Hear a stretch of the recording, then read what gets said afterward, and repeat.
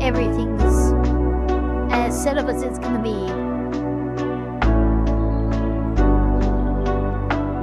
I was not nasty. You have a nasty mind. You have a dirty, dirty mind. That's what you did. That's what you have.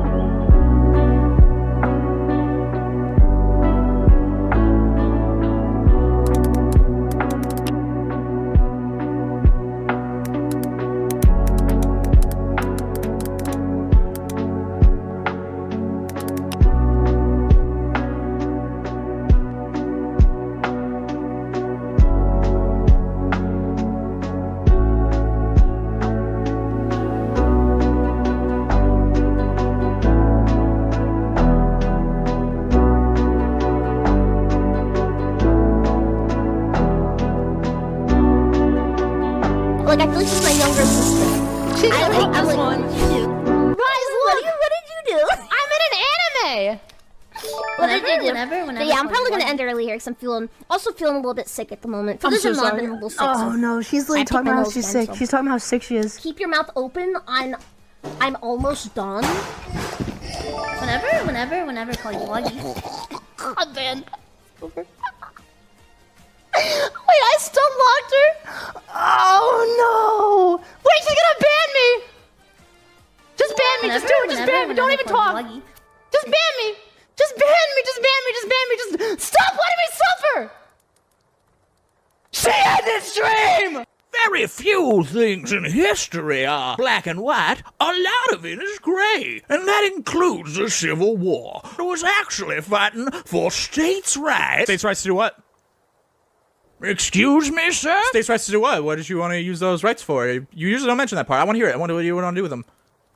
Well, the Confederacy didn't want to be oppressed by the North. Really, what were they preventing you from doing? What did they not want you to do? Listen, my friend, there was more to it than slavery for why we made the Confederacy. That is really, really interesting because the guy who made the Confederacy, the vice president, said that was because they wanted to have slavery, and all the state constitutions said they wanted to have slavery, and they seceded the moment that the president got elected that was going to abolish slavery. Boy, the Confederacy sure looks slavery adjacent, at least. Now, anyways, states' rights do what? You're ignoring our other concerns. Yeah, but among the concerns was slavery, so I don't care because you deserve it because you're evil. And slavery is evil. You should know this. By the way, could you answer my question, you fucking traitor? States' rights to do what? Well, it's our heritage. It lasted 5 years. The Annoying Oranges existed longer than the Confederacy did. The fucking Annoying Orange, dude. You're gonna celebrate a nation so fucking weak the Annoying Orange outlived it? Well, states' rights. Got Douglas. Oh.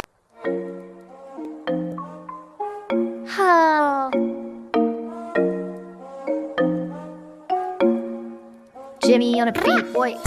OJ. Okay. Boomer. Whatever you say. Okay. Boomer. Okay. Okay. Boomer. Yeah, boomer. Whatever you Okay. say. Boomer. Okay. Okay. Okay. Boomer. Yeah, boomer. Whatever you say. Boomer. Okay. Okay. Boomer. Whatever you say. Okay, Boomer. boomer. BOOMER. Please, sir, Dusty moods on vibe with me. You are old and so therefore I must say 10 for dinosaur. Hey. OJ. Okay. Boomer. Whatever you say. Okay. Boomer. Okay. Okay. Boomer. Whatever you say. Boomer. Okay. Whatever you say. Boomer. Okay. Boomer. Okie dokie, boomer.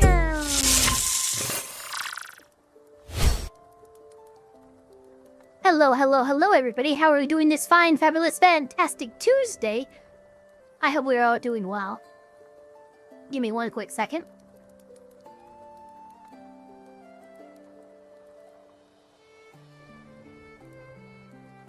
Take a nice old big sip of water.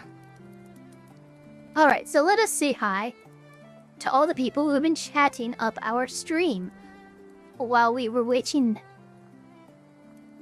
Hello to McSkittle, GP Ravenfire, Meteoric, Francis Garma, Festival, Chip Whitley, Spooky Shoe, JJ the Demon Slayer, Virgil Lives, Emleon. How's it going, everybody? Omega Zero, how's it going? Then Gnome, oh my god.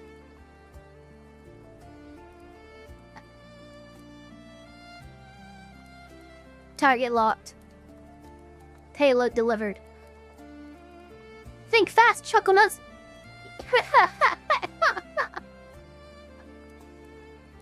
Alright, yeah.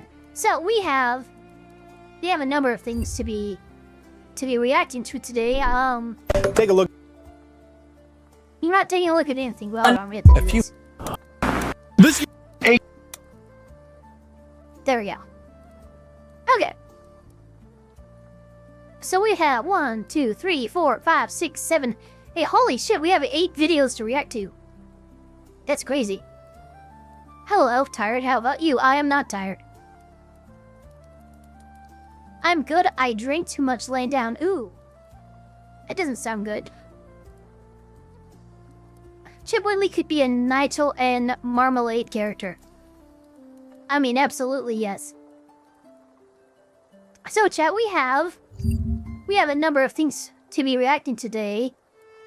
To be reacted today. And I think a lot of them are like 20 minutes and under, which is why we have 8. But for the first video, that I think we're just gonna jump right into. We do have a couple things, understand. Like there's a couple things, and this is just me getting ahead of it in chat. But if you want me to cover the fact that James Comey was once again indicted, you're gonna want to put some articles in Elfpire Yaps. We'll talk about it later, but understand, I've already talked with a couple different lawyers, including lawyers who one might consider conservative leaning, and the overall consensus is this indictment is a pile of dog water, and it's not, it's gonna get dismissed outright. So, if you want me to talk about that, go ahead, that's fine, but just go ahead and post it in Elfpire Yaps and we will cover it on Friday. For today, we're going to be reacting to a number of videos, the first of which being a small NateTheLawyer video. This was posted a day ago, and it says, she called herself God and challenged police to catch her. Then this happened.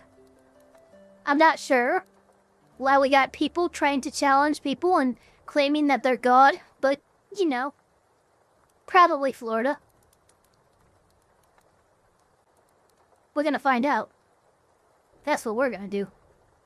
Take a look at your screen. Police are looking for this woman who shot a gas station employee in an...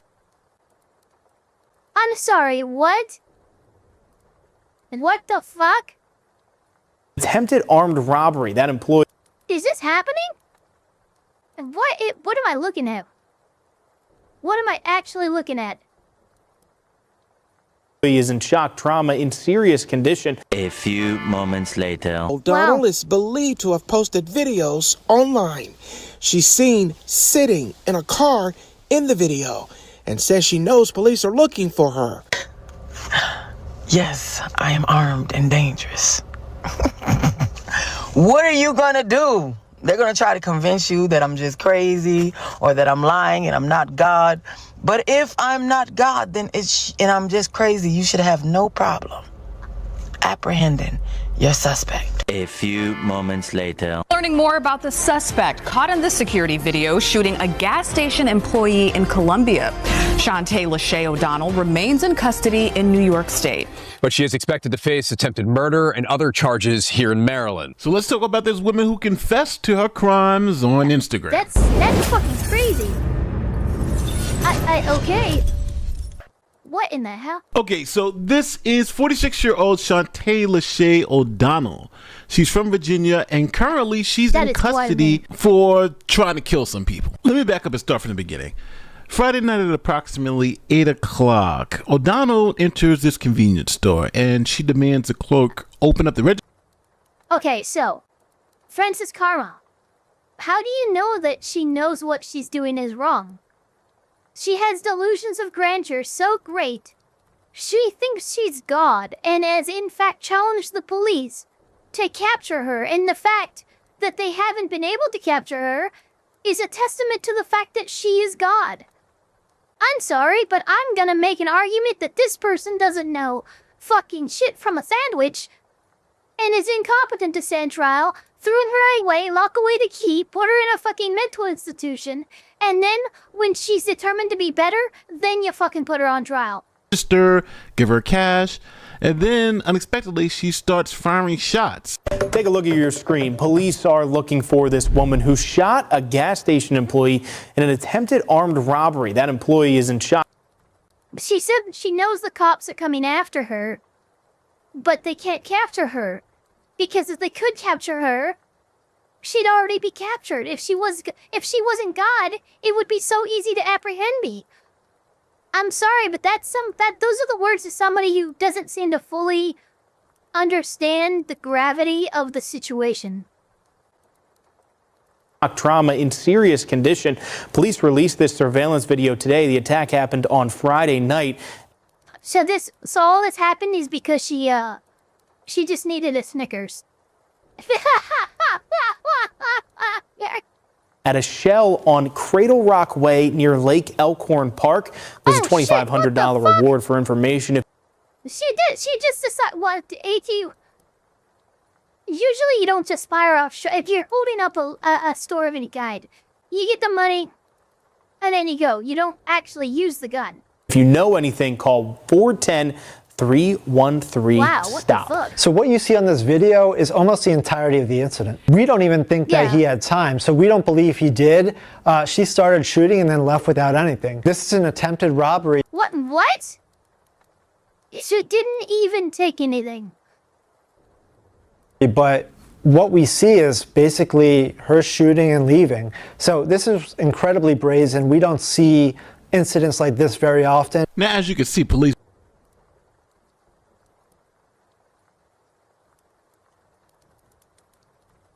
So what was the purpose?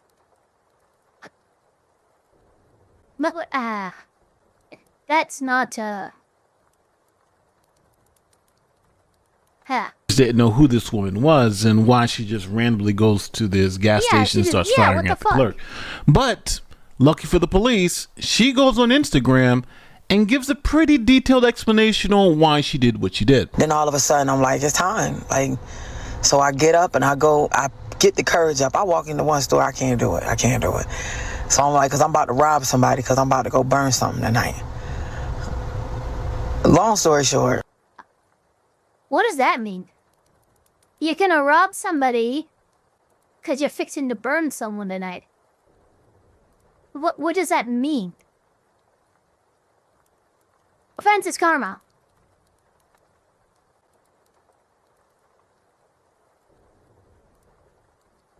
Right now, I'm assuming that they are competent enough to stand trial. But at this point, I'm kind of looking for breaks in reality and stuff. Let's see if any happen.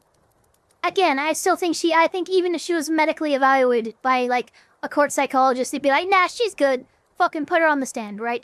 But, I don't know, I'm kind of watching. I can do whatever I want to do on this earth and nobody has power or authority over me. Hey, loves. So it is, I jumped off the porch. What the fuck? I know y'all looking for me. I would like to report a crime, officer. The mayor. Okay, so I know you're all looking for me. Which means you must know you committed a crime, right?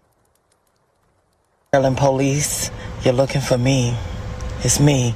I'm the one that did the shooting at the gas station. The Most High God, I just want you to know you have no authority over on my earth.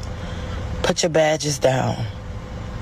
I'm getting ready to rob something right now because I need money for gas because I'm going to go burn something down. I want you to know I don't buy things. I don't pay for anything. Everything I do, I walk in the store, I steal everything. I shot that man because he has a demon spirit and he laughed in my face and thought it was funny. Uh-oh. Uh-oh. I don't know. Oh no. Oh no. Oh no. Okay, red flag, red flag. Red flag, red flag, red flag, red flag. Okay. He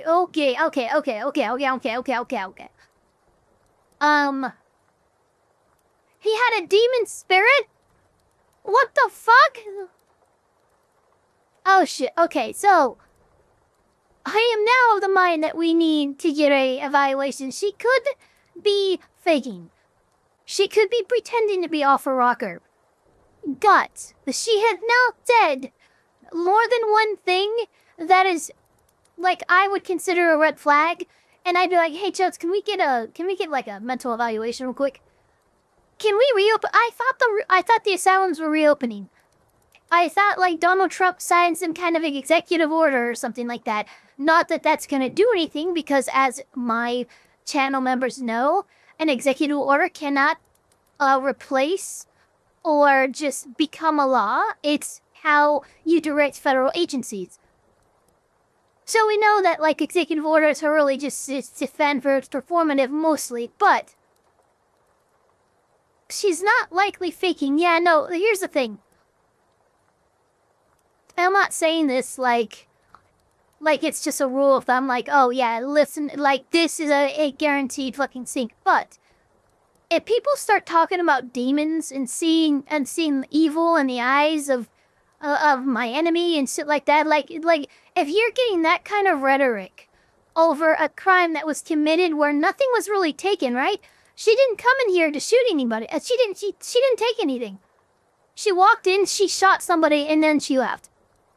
That's a problem, because there's a disconnect in what a reasonable like, okay, you're starving, you're desperate need of money, whatever the reason for coming in to do something like this, you know, you have a reason.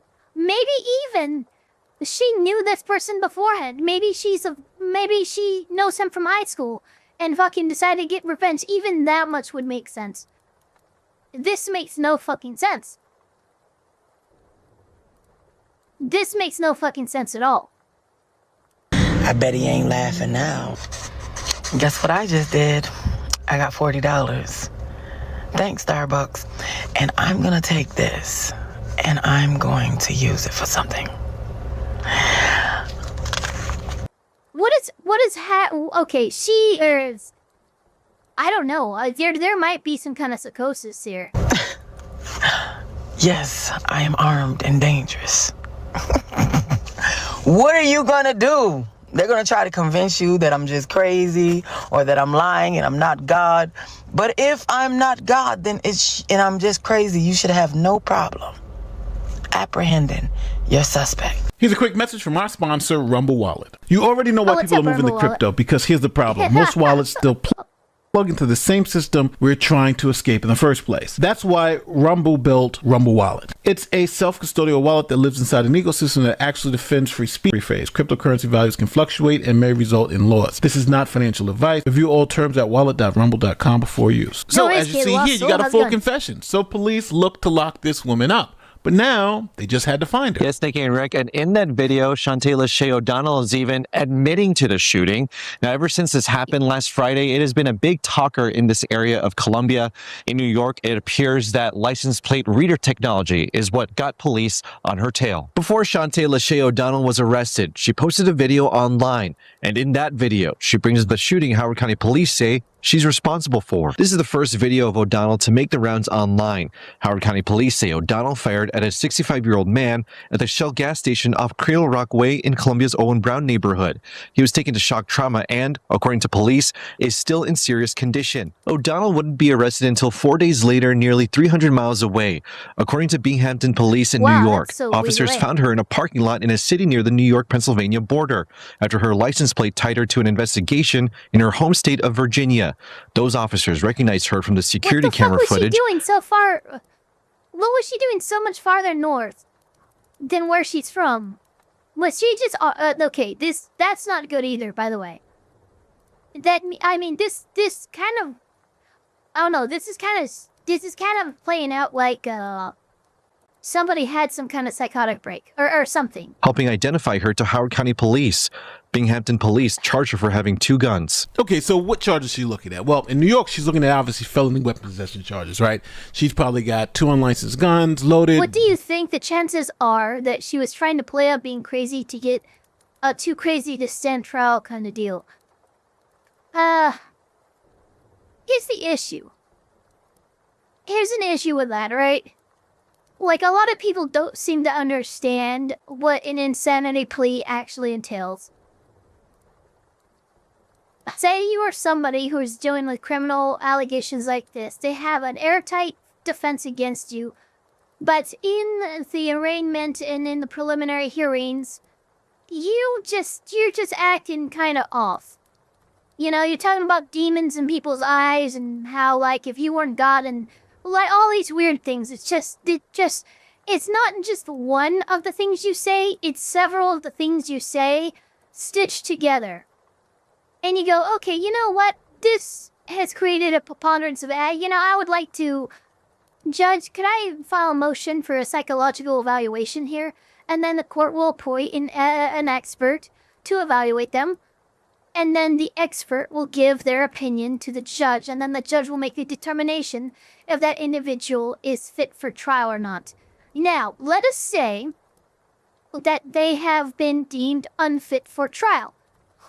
That doesn't mean they just get to be let go.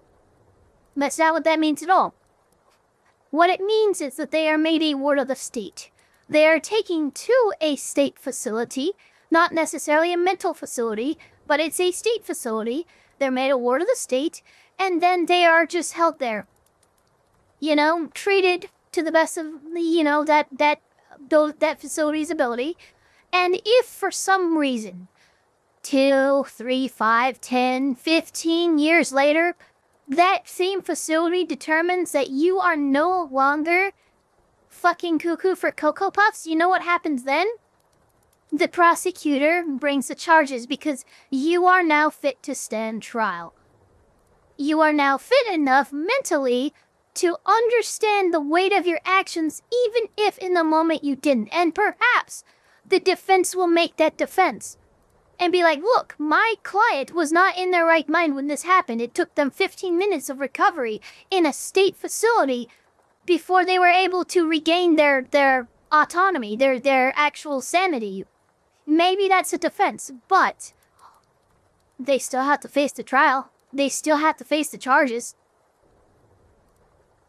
All you're doing when you get an insanity plea is you are just pushing off your trial date for an indefinite amount of time. Driving around the state, so felony weapons possession charges. Then in Virginia, she's wanted on multiple robbery warrants. Still no word yet on when exactly she will be extradited either here to Maryland or Virginia. Now, according to Binghamton Police in New York, she has several arrest warrants out for her in Virginia, including one for robbery. And then we have what happened in Maryland. She tried to shoot the clerk. At what point did you shoot the clerk? I shot the clerk. Yes, when did you shoot him? I shot the clerk.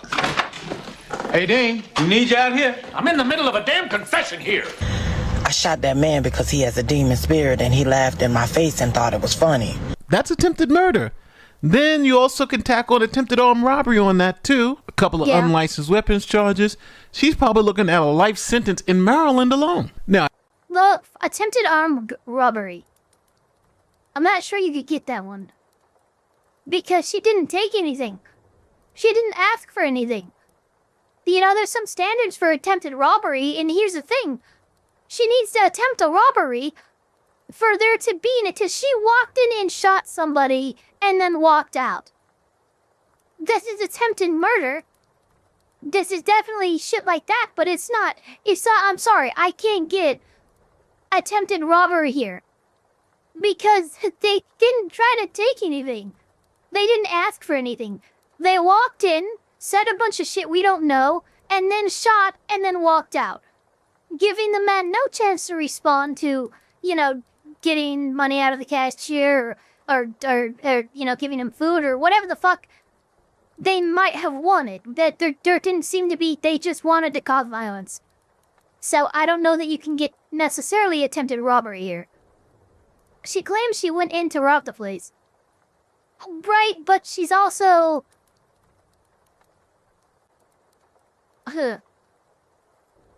Maybe, I don't know. But the fact that she made no action to actually... She just walked in and shot a guy. She didn't... I don't know. I didn't hear give me all your money. I didn't hear any of the other things that go with an attempted robbery. I think when everything's laid out, she seems obviously guilty, but she also seems a little crazy. She could be going for an insanity defense. Now, fun fact, you would rather be found guilty than not guilty by way of insanity. And the reason why is, for instance, in New York State, everyone who has been found not guilty by reason of insanity or mental disease or defect, none of those people have ever been released from prison. It's a life sentence because you're insane. So, do you think this woman is insane, especially with her saying things like she's God and she can do whatever she wants? You have no authority on my earth. I am the Most High God, the creator of this matrix, and you have no authority. My husband, Jesus, is here. I am of sound mind and body. I've been working myself up to this point, and I'm about to step into my power. You have no authority on my earth. Pigs, put the badge down. Well, to be honest with you, either way it goes, she's probably going away for life anyway. Yeah. So, with that being said, don't forget. I mean, she can go. She can go for the insanity plea if she wants, but it's not going to help her. You know? It's not going to get her, you know, out of the situation that she has found herself in. If they find you guilty by reason of... No, it's not guilty. By reason of insanity. You're just setting yourself up to spend the rest of your life in a cell.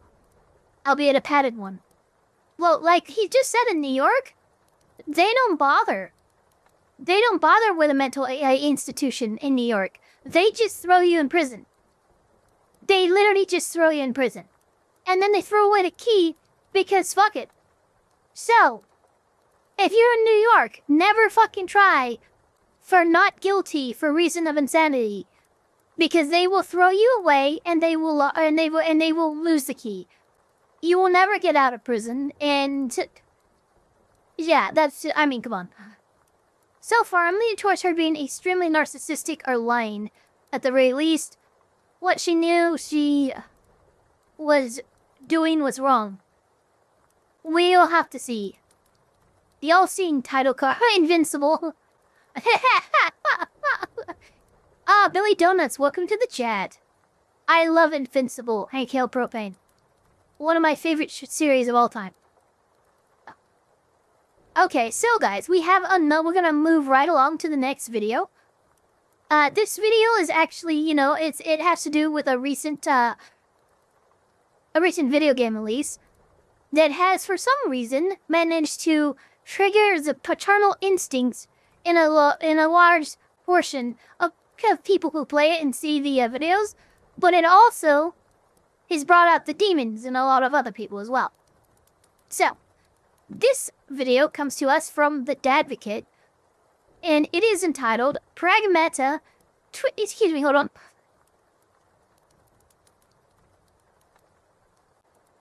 Right, okay, there we go. It is entitled Pragmata Made Men Want to Become Fathers, and we ruined it. Let's see what we've ruined, women. A new video game just dropped that is making men everywhere want to become fathers. I mean, this game was on its way to single-handedly reversing the declining birth rate. But because we cannot have nice things, people managed to ruin it within its first week. Let's talk about it. On April 17th, Capcom released a new single-player, third-person sci-fi adventure game called Pragmata.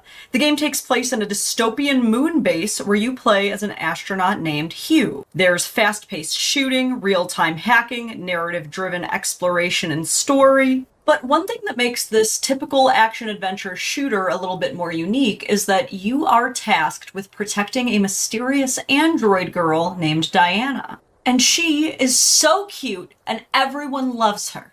While she is essentially a specialized AI robot designed from a fictional matter called Lunafilament, she also presents and behaves like a small child, curious and fascinated by all of the world and new things that you introduce her to along your adventures, which has activated broveries everywhere and introduced people to the concept of fatherhood for possibly the first time. Comments online read, Dead Space? No. Dad space? Yes. The masculine urge to protect your perfect daughter. If Capcom's goal with Pragmata was to make everyone who plays this game want to be a parent, then they've done an amazing job. Yeah. I always sit back when Diana starts playing and think to myself, so this is what it's like having a daughter. She's so cute. You know, I really didn't know how to feel about this game, but it's so impressive. Making gamers want to have kids? Low-key pretty cool. I'm gay, and this game even makes me want to have a kid. I mean, there's dancing. You can teach Diana how to use a skateboard. She plays with the toys you give her. She is so cute, and I don't even like kids,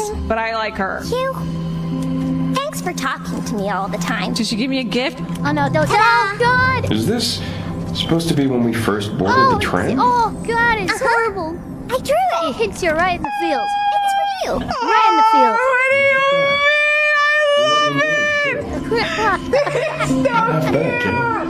Oh, Jesus. She hung it up! This is so adorable! If she dies, I'm throwing my PC out the window. It's incredibly wholesome, but the concept of the main character's companion being a small child. VTubing enthusiast, welcome to the chat.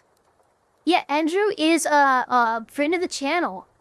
That you have to protect isn't even that new. We had Ellie in The Last of Us, we had Atreus in God of War, and we had Emily in Requiem. Yet Pragmata was the first of these games to have their entire I think one of the BioShocks did it too, right?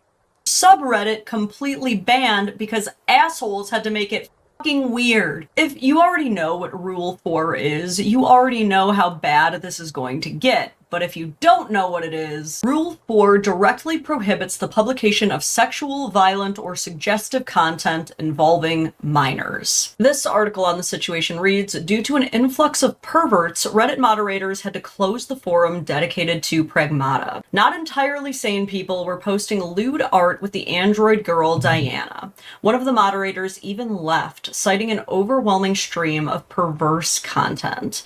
A scandal erupted in the Pragmata fan community due to inappropriate content related to the images of android Diana, one of the key characters in Capcom's upcoming science fiction action game. Although many fans are eagerly awaiting the release, part of the audience has caused serious concern. On Reddit, discussions about Diana's appearance, made in an infantile style, have led to conflicts and division within the community. Initially, the main hub for discussion was the subreddit r/Pragmata, but over time, separate communities formed around it. r/Pragmata SFW, which stands for Safe for Work, implying that they needed to make a separate forum because there was too much not safe for work content, appeared, an attempt to create a space without obscene content, as well as r/Pragmata_, which was entirely devoted to publishing explicit images of Diana. On February 18th, the subreddit r/Pragmata_ was blocked by Reddit administration for violating Rule 4, which directly prohibits the publication of sexual, violent, or suggestive content involving minors.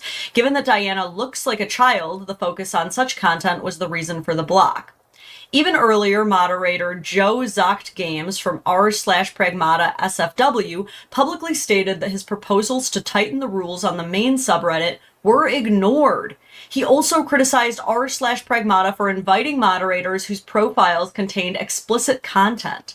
According to him, one of the posts with an obscene image of Diana was removed directly by Reddit employees. In early February, he announced his resignation as moderator, citing an overwhelming stream of perverse content. Do you know how much it takes to make a Reddit moderator say, that's too far? There was not a lot, actually. Reddit moderators are famously overly sensitive. I'm not saying that these moderators weren't, responding appropriately, because I'm sure they were. But let's be real. Reddit mod and reasonable and tolerant are not words that you would hear together. There's even one user that Capcom themselves entirely blocked because of disturbing commentary they made complaining about Capcom censoring Diana God, I too remember much. that. Apparently Diana... Embleon, thank you for the 5. Men need to express their emotions more. Also women, you're expressing emotion, you're an incel and a creep. We just can't win here. Yeah, no, that's the issue here. That's the big issue here. Reddit mod have thinner skin than rice paper. Exactly. Diana's original design involved her wearing black spats, as shown here, also known as bloomers or safety shorts, but Capcom must have known that someone was going to be weird because they later replaced that design with simple gray mesh under a much more oversized coat. It's almost like Capcom was working overtime to make Diana as unobjectifiable as possible. And yet, I mean, they made sure to make sure she was dressed as non-revealing as possible. She's dressed like Billie Eilish. But in response to discovering Capcom's design choice to err more on the conservative side of Diana's clothing, one user seriously tweeted this. Diana from Pragmata has been censored. Instead of wearing spats, she now has some weird gray mesh under her coat. Said coat has also been made significantly larger. I miss the days where we could see girls' panties in video games. Now, even spats are too much, apparently. Yeah, this is very clearly not a legitimate design critique. This is a grown-ass adult throwing a fit because he does not get to see children's underwear. Yes, hello, Chris Hansen. We need you. The good news is that the remaining Reddit mods and the vast community of Pragmata fans decided to crack down on this and put a stop to it immediately. Inappropriate posts were deleted within seconds, the users who made these posts banned immediately, and the overwhelming response to these chomos was met with resistance, disgust, and the desire to use a wood chipper. After all, these are all men who have collectively decided that Diana is their daughter, and as any good father would, they're not going to allow you to objectify and exploit their daughter. Nonetheless, because of this very fringe minority group of people who made the game of Pragmata very weird and creepy, it has yielded the unfortunate result of another minority group of people who are loud and wrong, who have decided to label every single person who plays Pragmata as weird and creepy. Now, dudes who simply wanted to LARP as a space dad are catching strays from fan service degenerates who threw hissy. Well, yeah, I agree with the fictional character stuff. It's weird. I wouldn't do it. You know, I think it's too 3D and realistic for me. You know, also, you know, kind of creepy because she's like, what? She's supposed to be like a young child, like learning language still. Like, it's kind of crazy. Bits because a child was wearing a coat. The crackdown even got so conservative that certain Reddit mods started deleting posts from people simply saying they liked the game. This user tweets, Reddit mods are now removing posts and banning people from subreddits for praising and enjoying Pragmata. And as you can see, all this says is, wonderful game. This game was absolutely 10 out of 10 for me. See, this is the issue, right? With all of these types of games, these contests and stuff, you're gonna have the creeps. You're gonna have the people in the extreme. And those extremes are what people are going to point to when they try to, you know, legitimately censor you or pay you out to be something that you're not just because you enjoy the game. And I know this because it happens here. Look, right on screen. There's nothing that could be misconstrued as somehow perverted with this statement. They are expressing their love for the game and how they liked it strictly from like a gamer perspective, and Reddit mods are fucking removing that. So you have the creeps who require correction, and then the idiots who overcorrect. Sorry, this post has been removed by the moderators of r/PlayStation. And here you can see what I mean by people deciding to judge all Pragmata players with this comment. Translation, Reddit mods are now removing pedophiles. What did he say that was pedophilic at all? Yeah, exactly.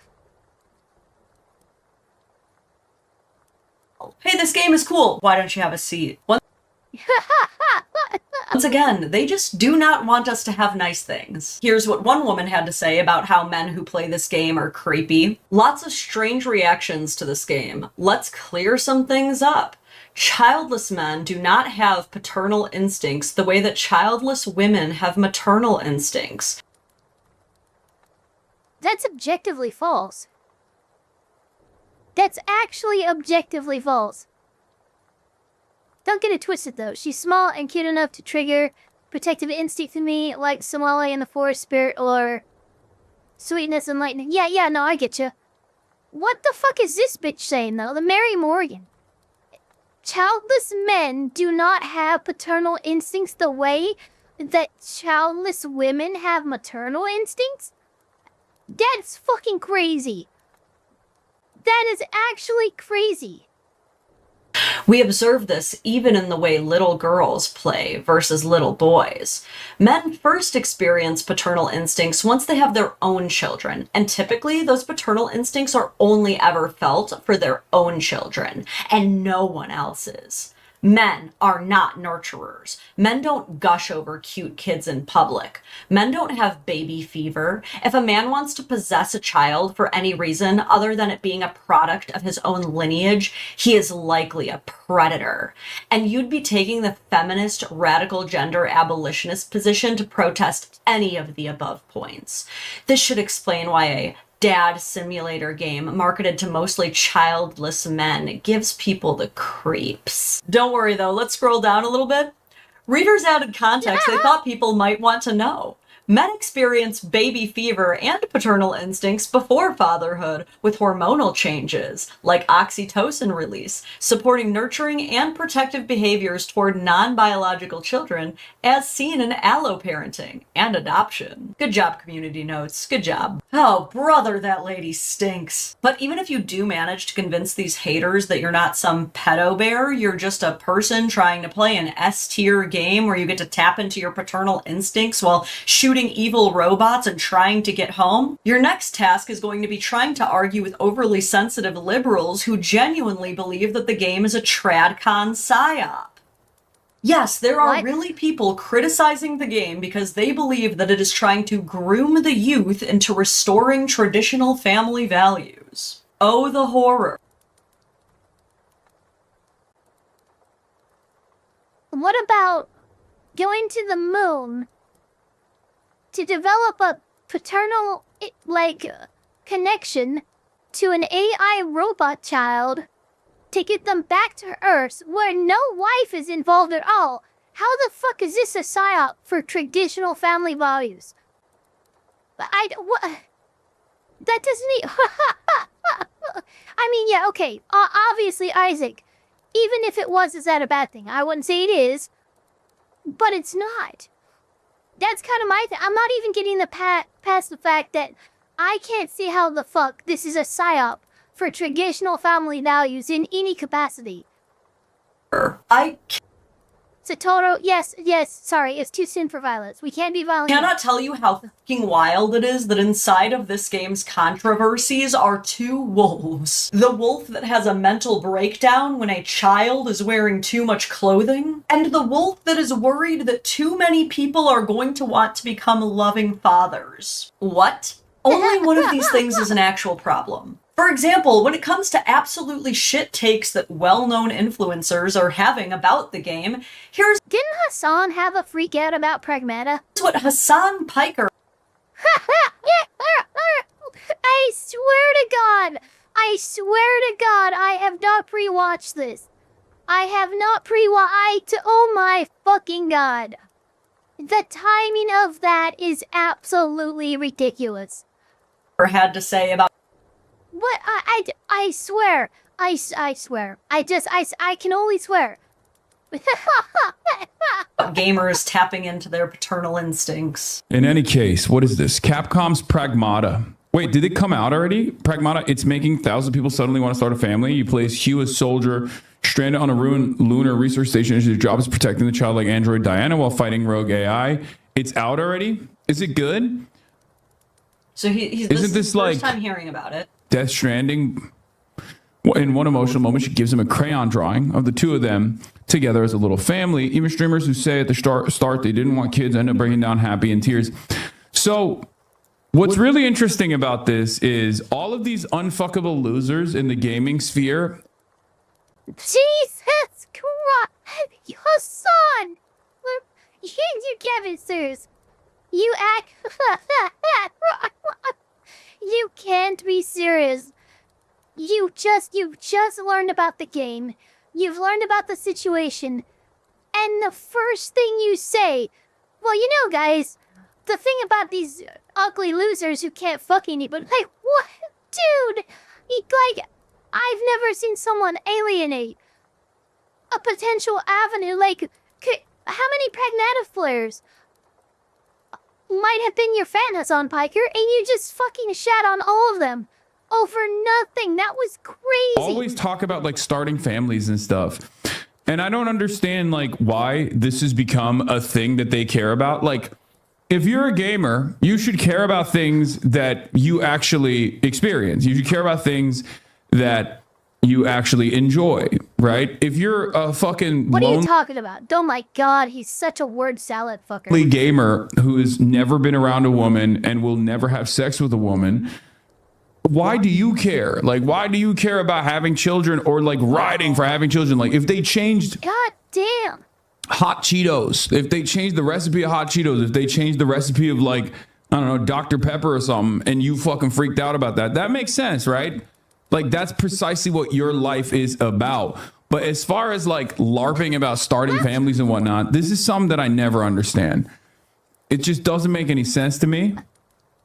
Because yeah, I'm pretty sure Emilion just stated in the chat, doesn't he publicly say he hates his fans? I'm pretty sure he does. And I'm pretty sure he has said that about his fans before. Playing video games is something we enjoy. I'm going to glow. I hate every word that leaves his lips. Well, his entire fan base is lonely, ugly Fujos who love gay dudes, so I mean, fair. it's just not something that you're going to experience ever for your life, for the rest of your life, right? Ah, yes, Hassan. Let's play right into the all gamers are Mountain Dew drinking incels. That's fucking trope. crazy. Despite the fact that some of the kindest, most emotionally intelligent, caring, hardworking men you know very likely play video games. Very cool, Hassan. I'm sure your audience, who is predominantly on Twitch, a gaming streaming platform, just loves the messaging there. It is so insane and unhinged how off the rails the conspiracies and controversies around this game have gotten. I feel so bad for the game developers on this project who likely poured their heart, soul, blood, sweat, and tears into this just for it to get released and have the absolute worst cesspools of the internet accuse it of either being lolly bait or a far-right psyop. It's a game. It's a fun, cute game that tens of thousands of people are enjoying. Many of those tens of thousands of people who are getting laid and have families of their own, or if they're not, are still great people perfectly capable of getting laid and having families of their own. Now, when you do search Pragmata on almost any social media platform, predominantly what you're going to see is just people having a good, wholesome time. The main reason that I know about all this shit show is because you guys told me about it and insisted I report on it. Hopefully the worst of this can just kind of pass on through with relative quickness and us normies can go back to just, you know, being normal. In the most chaotic good way, hopefully this just kind of ends up giving the game even more press in a all press is good press kind of way. Yeah, I mean, there we go. We more or less heard, you know, we got reporting on, you know, the weirdness surrounding Pragmata and the fact that there's overcorrection and, you know, just people taking, oh, well, because there's some people who take it too far, let's fucking crack down on everybody. And make anybody who plays this game out to be some kind of creepazoid. So yeah, I mean, that's more or less, you know. Anyway, it'll probably be next month that I'll have the money to buy Pragmata myself unless somebody unless somebody gives it to me. But when I do have Pragmata, we will obviously be doing a playthrough ourselves. So, you know, fun times, fun times. I hope Meteoric is in the chat right now because we have a fun little video from Swiggle Studios called The Insane Electrified Dust Storm of 1935. 1935 was in the smack dab middle of the Great Depression, aka the Dust Bowl era. this Dust Bowl era produced sandstorms that were so fucking big and devastating. If you couldn't find shelter fast enough in time, you'd actually die. Lung full of sand. Eyes packed in, all kinds of shit. How much is Pragmata? It's like $60. Anywhoosies, we are going to check out what this apparent Electrified. Now imagine the dust storms like, here, let me actually just do this. Great Depression. The Earth had an incredibly dry atmosphere due to moisture being locked up in large sheets of ice. For this reason, during the late winter and early spring months, strong winds would often loft huge amounts of dirt, sand, and dust high into the atmosphere, creating massive black walls of death. These dust tsunamis would then engulf huge sections of both Europe and North America. They were nothing like your modern dust storm. No. These paleo dust storms... Paleo. Oh, okay, so we're just starting 100,000 years ago. ...were insane. They weren't just comprised of blowing dust and dirt. No, the air was so dry and the winds were so intense that these dust storms would actually produce large amounts of static electricity. A very rare phenomenon known as dust lightning. Oh, and on top of that, these apocalyptic dust storms would also feature swarms of internal dust devils. We're talking swarms of tornadoes inside these massive black walls of death. Oh, geez. Now, thankfully, like I said, these sort of doomsday dust storms don't happen today. Right? Well, actually, if all the right ingredients come together, they can occur. The most prominent example happening on April 14th, 1935, when extreme temperatures, horrific drought conditions, and improper farming techniques all came together to create the perfect storm, what many today refer to as Black Sunday, or simply the Black Blizzard. The Black Blizzard dust storm is one of the most historic weather events in U.S. history, and nothing quite like it has really happened since. There had been bad dust storms before the Black Blizzard, but this particular event was on an entirely different level. The cloud was so thick it blocked out all the light from the sun, making it darker than the darkest night. Everything was black. You couldn't hardly see your hand before your face. The cloud was so massive that it could be seen from dozens of miles away, and its contents were so toxic that if you were unfortunate enough to be caught out in it, you could hardly breathe. We were so short on oxygen we could hardly stand up. Conditions were so dry and windy that, similar to the apocalyptic dust storms of the Ice Age, large electrical discharges, aka dust lightning, occurred. Sit down on the ground to examine the plants. They were brown. They had been electrocuted. They were dead. Today we're doing a deep dive into this event, featuring real footage and interviews. We'll also be discussing more modern events, such as the 1983 Great Melbourne dust storm. It's estimated that the... Well, also thank you so much to Avenged for being a house girl for a full year. Very cool to see. Storm dumped 1,000 tons of dust on Melbourne. Another 50,000 tons of dust passed over the city in the time it took the storm to clear the city area. And whether or not these perfect apocalyptic dust storms will become more common in the future. But before we get to that, this video is sponsored by Chime. Do you like the idea of your money making money without you doing anything? Well, that's exactly what a high-yield savings account does. And did you know that 82% of Americans don't have a high-yield savings account? That basically means that most people are just like, so much to Chime for sponsoring the video. April 14th, 7 a.m., Boise City, Oklahoma. The Phillips family, Ed, Ada, and their 6-year-old daughter, Norma, had just woken up for the day. As they were eating breakfast, the father, Ed, noted just how sunny it was outside. The sky was perfectly clear. There was no humidity, no moisture, no clouds, just a clear, deep blue sky. It was also Palm Sunday, so the family headed off to church. Oh, that's not good. After the church service, many families skipped their usual post-church chats to quickly head home. You see, the temperature was quite hot outside. We're talking around 90 degrees Fahrenheit. Oh, Jesus! Pretty hot for April 14th. The Phillips family also headed home to eat lunch. Thank you so much, Jesus Christ. R13 Cerberus for the 50. For the 50 pink soup. I haven't seen one of those in a while. Here is part for Pragmata. On a side note, weather has been crazy and Mother Nature keeps blue balling us with sunny days. Not that I want summer heat either, but I want to make sure I get days to mow my lawn. once again, thank you so much. Yeah, no, it's been very, like, I guess a word for it would be bipolar.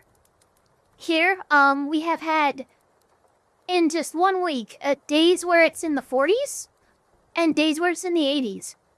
And it just does not seem to want to make up its mind. So I will be very happy. You know, I'm not happy with summer heat, usually ever. But I am more happy if it's a consistent, predictable temperature over this, like, flip-flopping stuff. And find comfort in the shade. Thank you again for the 50. After successfully completing their Sunday chores, the Phillips family decided to head into town to run some errands. They hopped into the family car and began driving.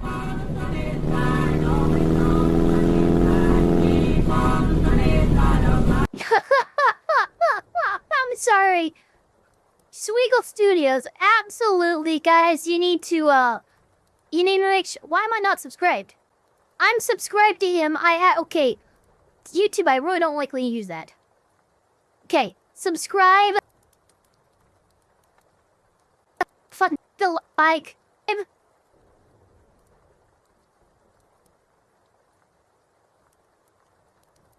Okay. Subscribe. Hit the like button. Do all the things. I love these little, these little things that he's doing here. The vibes outside were actually a bit eerie.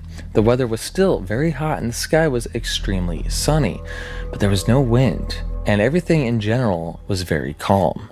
Perhaps too calm. As they were driving down the highway, Ed noticed something off in the distance.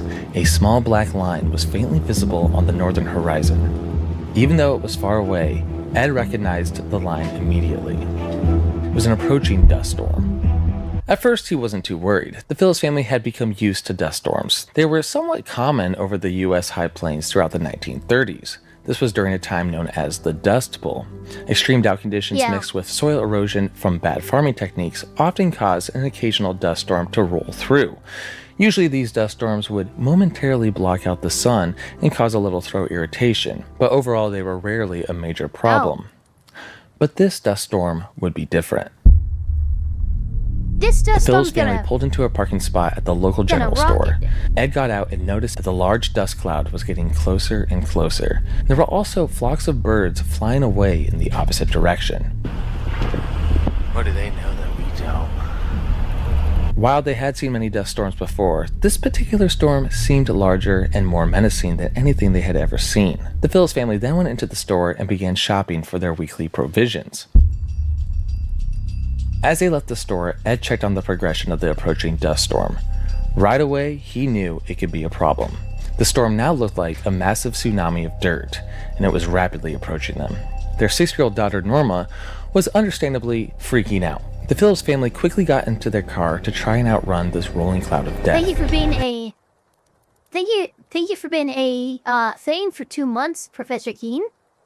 There should be a Diana mod to swap her with Eva, considering you two are the same size. Okay then. By the way, check Ryan Hall, y'all, right now. I'm assuming it's probably some extreme weather going on right now, but we're in the middle of reacting to this.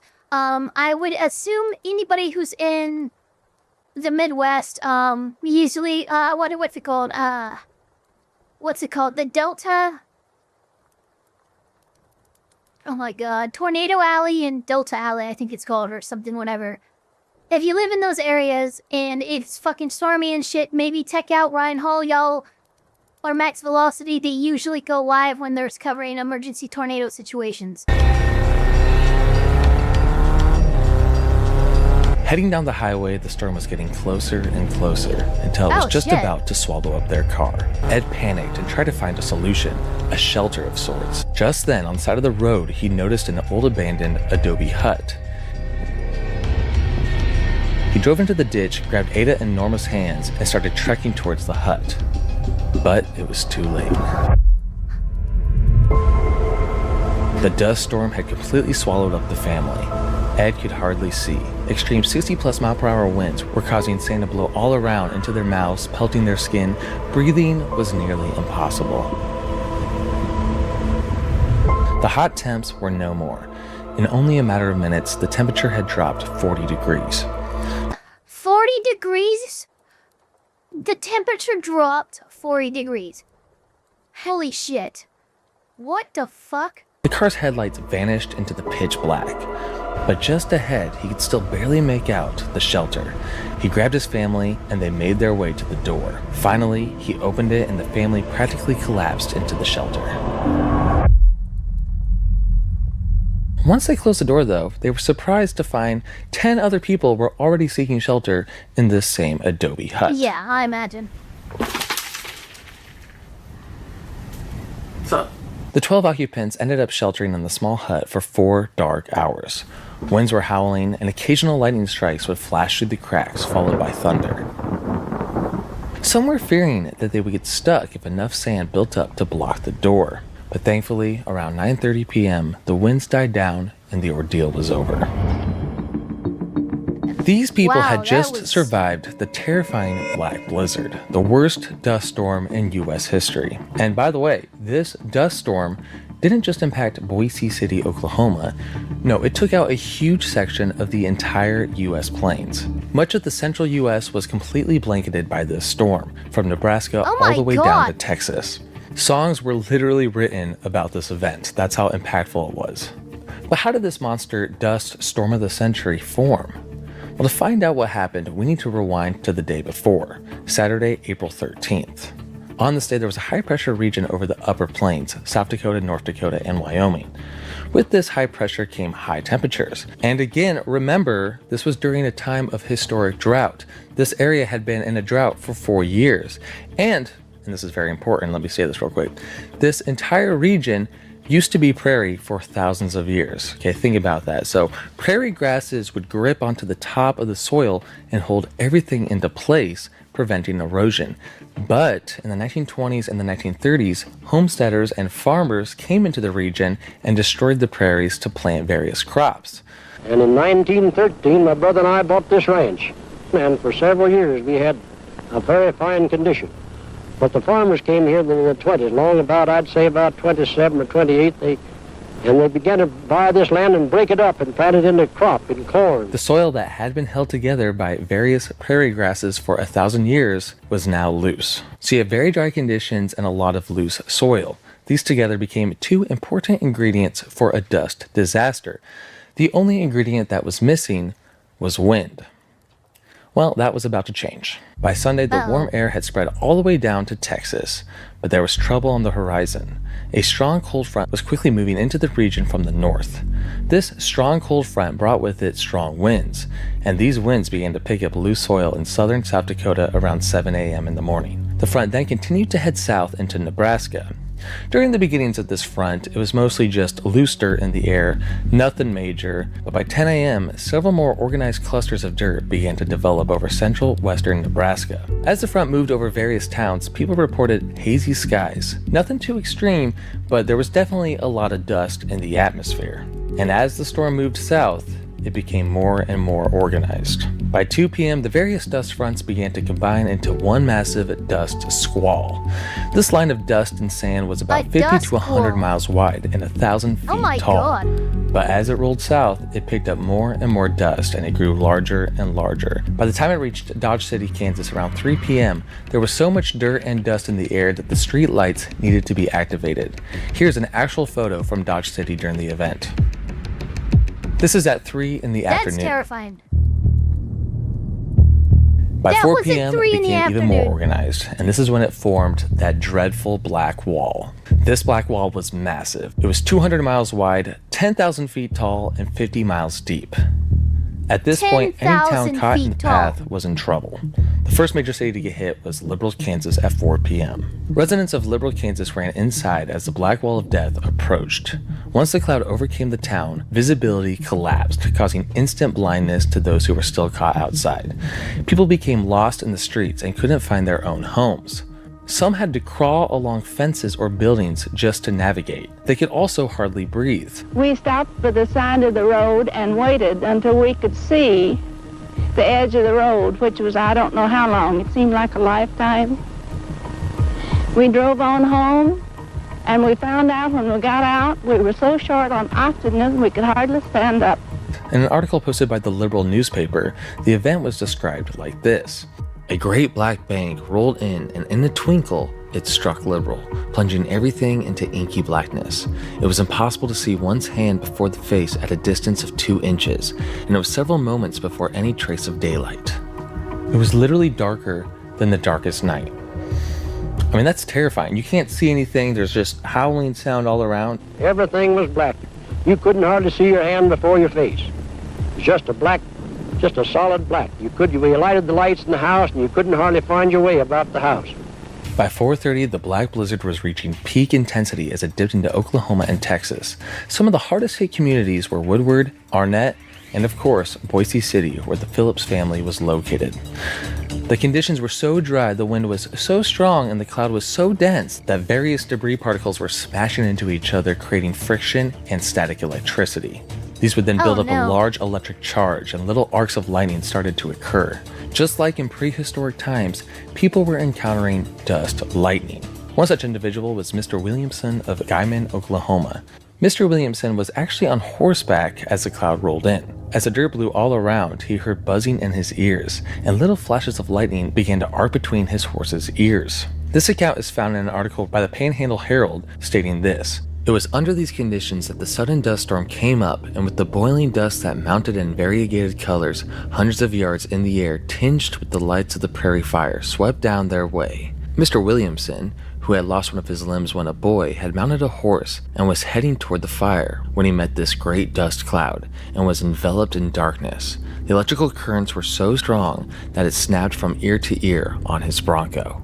Other farmers had noted that the storm's electricity had actually electrocuted their plants. Some wheat that fall. Next year it was blowing out. I put my wheat back in.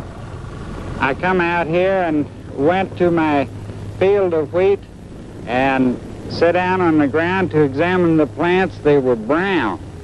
They had been electrocuted. They were dead. Big, healthy plants now electrocuted and dead.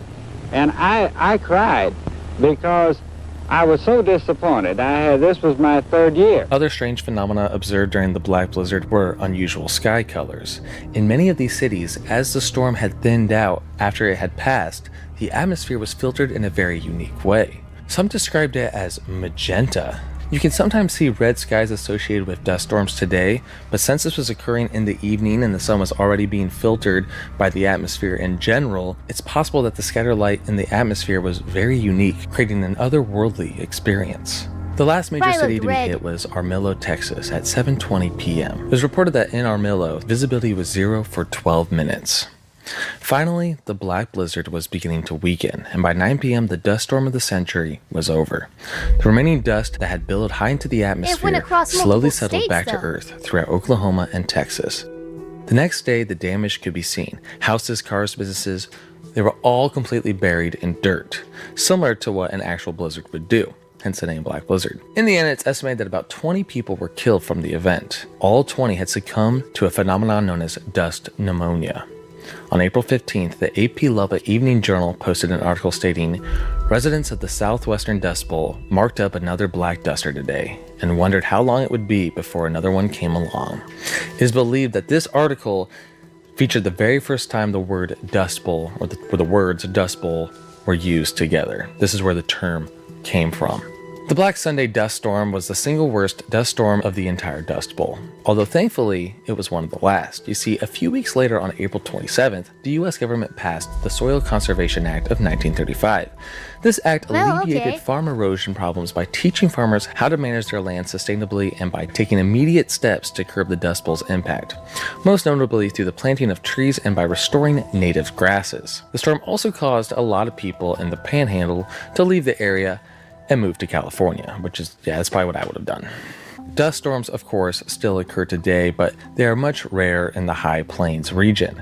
Derechos and strong thunderstorm systems can carry some amounts of dirt with their preceding gust fronts. They can even create little gust tornadoes, gust nados, but nothing quite on the scale of the Black Blizzard of 1935. Another rather dramatic dust storm occurred in 1983 in Melbourne, Australia. Many who experienced this storm stated that it was a pretty terrifying event. Large approaching dirt tsunami followed by complete darkness. This event was then followed by Somebody a major in chat mentioned wildfire a few Australia. days later. It's unlikely that we will see another dust storm on the level of the 1935 Black Blizzard anytime soon. We know a lot more about soil erosion, and we have implemented many techniques to drastically lower the risk. But you never know. As we have learned time and time again, sometimes in rare circumstances, all the ingredients can come together to form the perfect storm. Pretty crazy. And a good video. Alright, chat, we're going to move right along because we have a few things to look at. And we're also going to be going live on YouTube tonight to watch the first 4 episodes of Amazing Digital Circus. And we're going to be doing that with Mama Oko. And I believe a couple other people are going to be joining as well.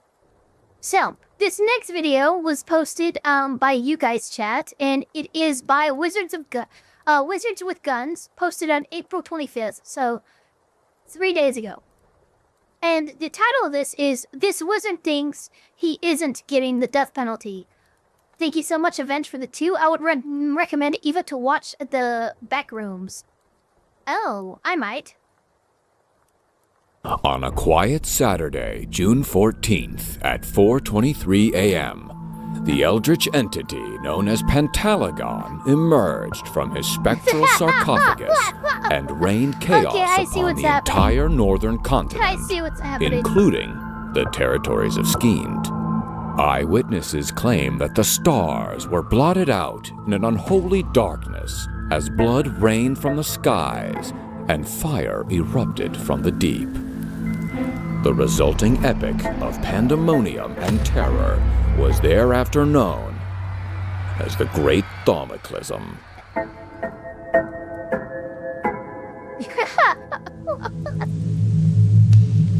Only one wizard could have possibly caused this shit.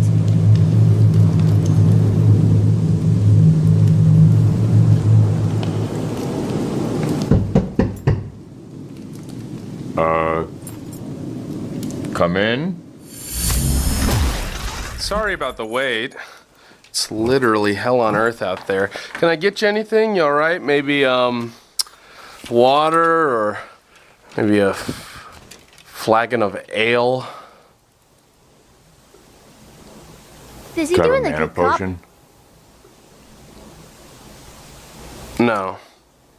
This is Lieutenant Bronwick Kettlecap, lead investigator of the Thistlewood Town Guard. He was a volunteer man-at-arms in the Battle of Timid Kings and has an impressive record of over 14 convictions and 25 beheadings.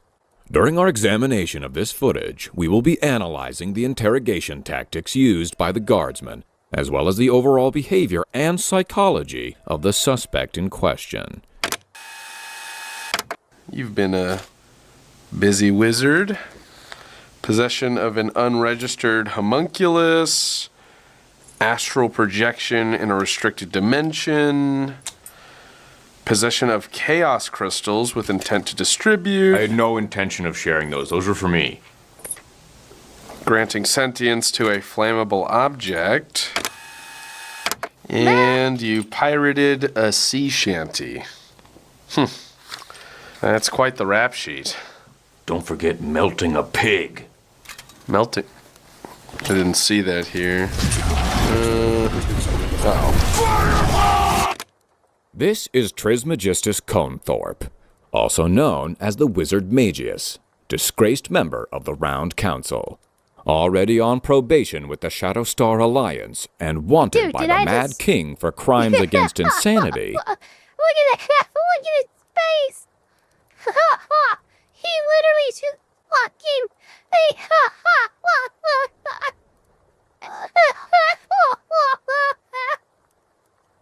He's about to find himself in some seriously hot cauldron water. Yeah, no fucking shit! Oh. Anti-magic manacles, pal. Not gonna work. Fuck! You have the right to remain silent. You have waived the right to cast silence. Where were you on the night of the 3rd moon cycle? I think I was in my tower doing a potion. Yeah? This is the best. What's that? Is that the Necronomicon? I don't know. I've never seen that before. We've found this in your bag of holding. I was holding that bag of holding for a friend. It's the... Yes.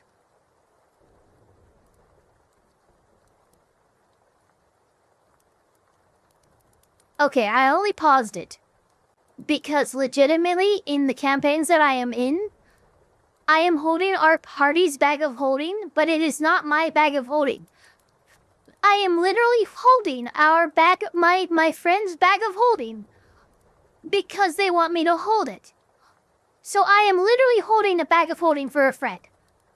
I'm just saying. This is an accurate thing to do. Obama-nomicon. I'm sorry, the Obama-nomicon? The fucking what? One of the 12 forbidden tomes.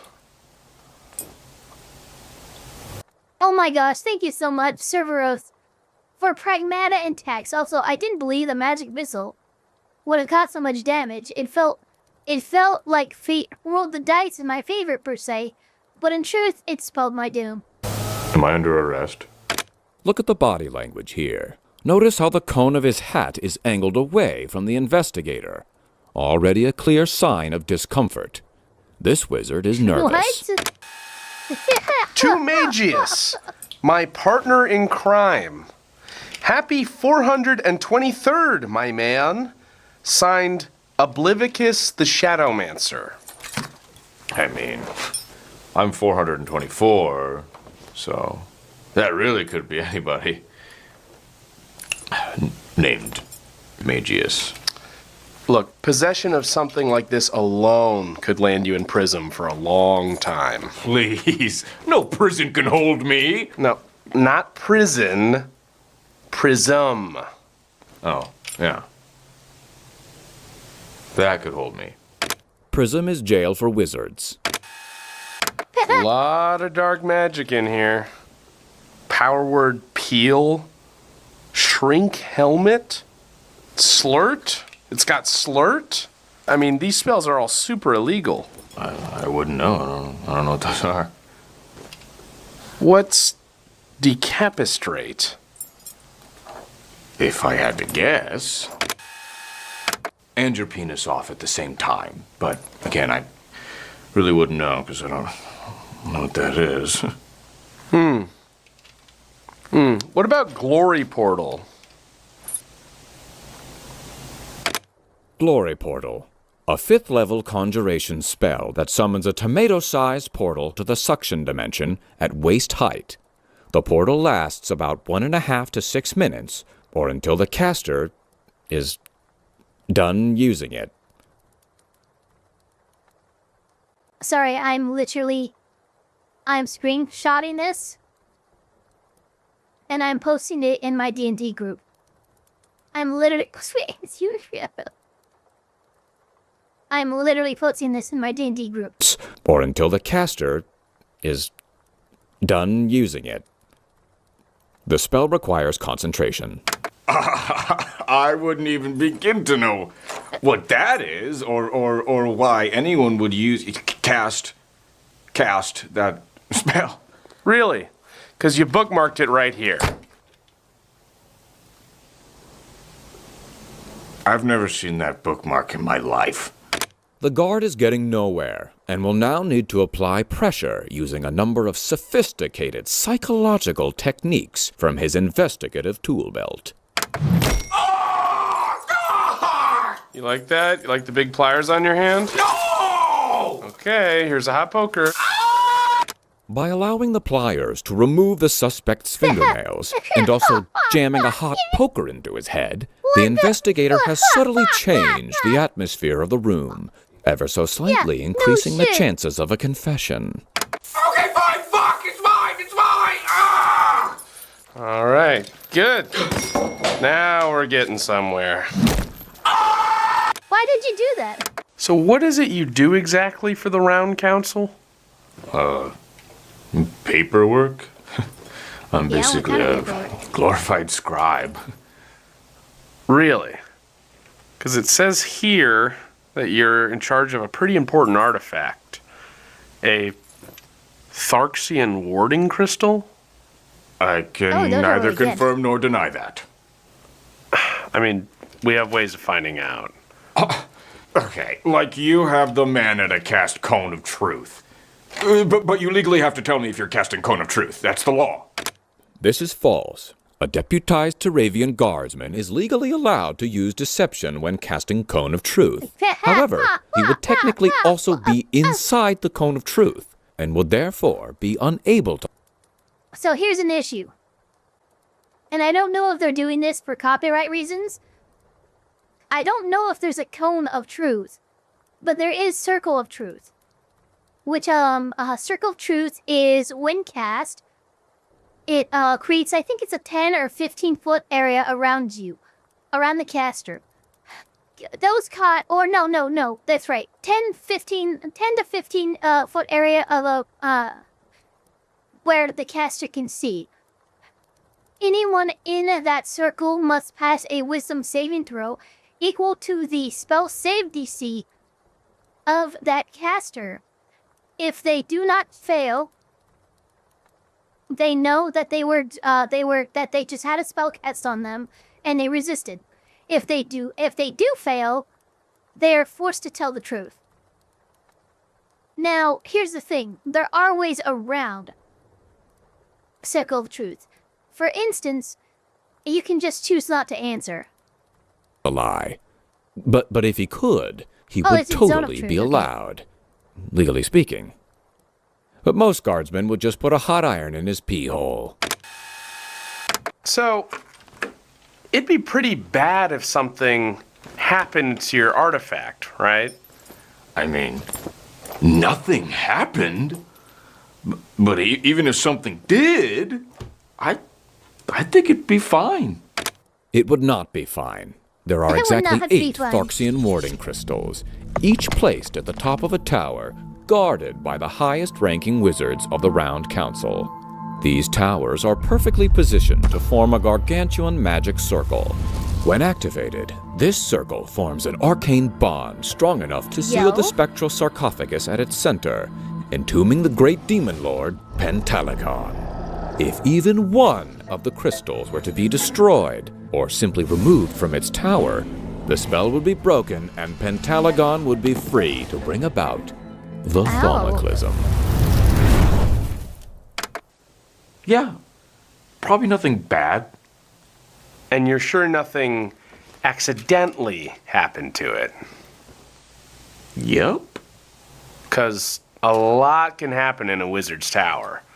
A stray spell knocks into a cauldron, Golem steps on it, I don't know, falls into a hole. It wouldn't fall into a hole. How about sucked into a hole?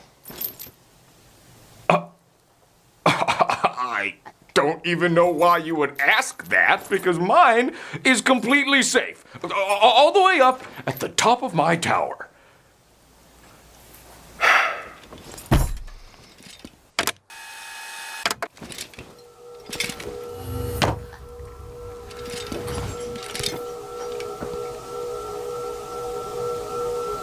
Found that in the suction dimension. Oh no. Really only one way it could have ended up there.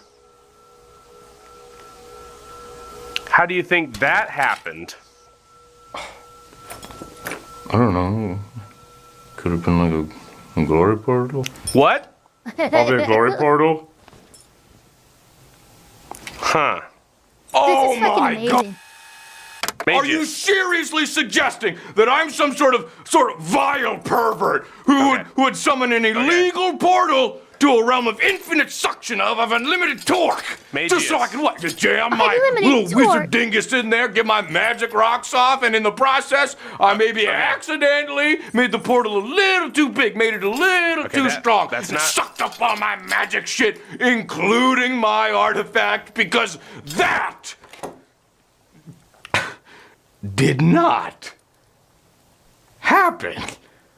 That's exactly what happened. Shortly after this interrogation, authorities were able to confirm this very narrative through eyewitness testimony of an unlicensed homunculus, along with this subpoenaed footage from Magius's orb.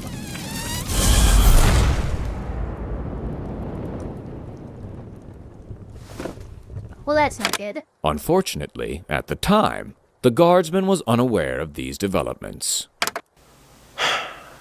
You're right. That's ridiculous. Yeah. Good. That accident didn't happen. Great. Because I think you did it on purpose. What? On the night in question, mere hours before the thaumacism began, Oblivicus the Shadowmancer was seen in attendance at the bone spire of Galatrax the Defiler, where the two of them raised an undead horde. The horde then immediately bent to the will of the far greater nearby evil, Pentalagon.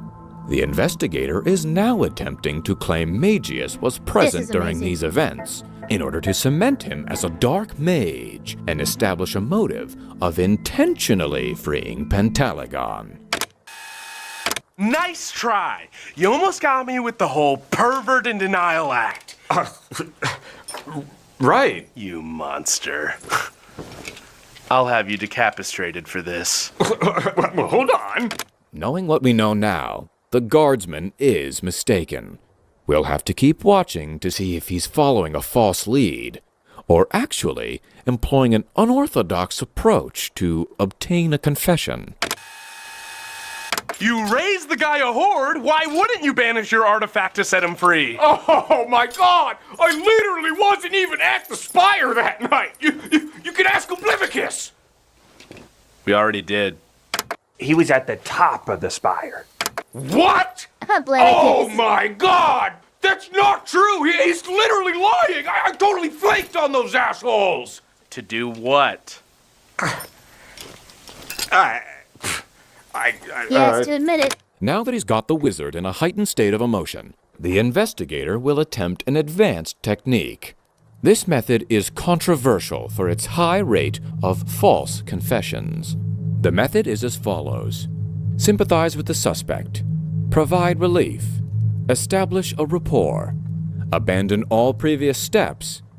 And repeatedly stab them with a spear. What the? Oh my God! Why did you ditch your friend? Okay, fine. I was doing the glory portal. I swear it was an accident. You were right the first time.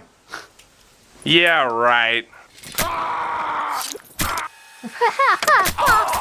don't believe it. I swear. Oh my gosh. I just wanted to get my wand wet. I haven't felt the touch of a wench in ages. I was lonely, okay? I was weak. What do you want me to say?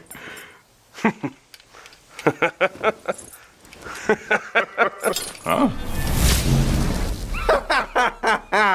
Galatrax? Oblivicus? That's right, asshole! He admitted it! Yes, bitch! We totally got you! Oh my God! And we got it all on the orb! Oh, no freaking way! Oh, what the shit? Next time, don't ditch us, dildo! Oh my God! Yeah. This was all just a prank! Yep, yeah. So none of it was real? Oh no, Well, this was all very no, real. you did release. We're definitely going to prison. Yeah. What? Hey, sorry about that. Can I get you anything? Water, mana potion?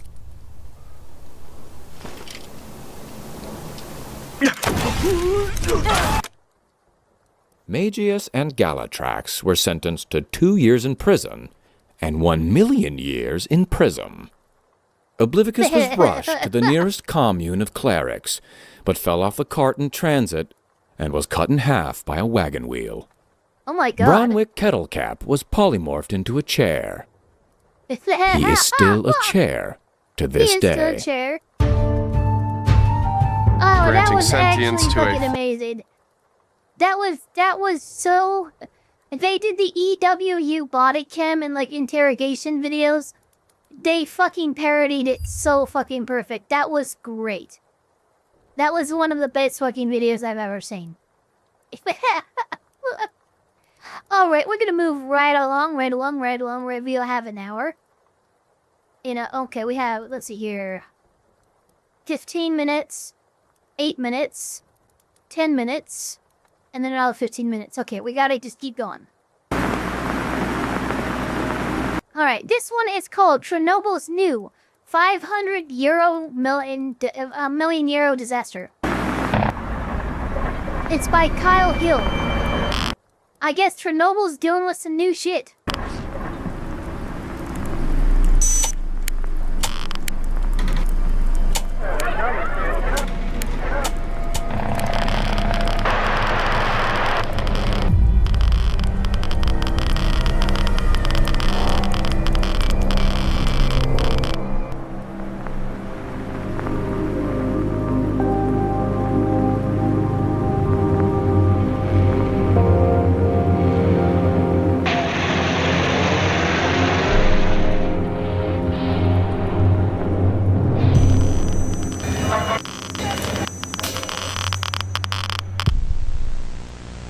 Oh shit, what the fuck? Yeah, that was modern shit.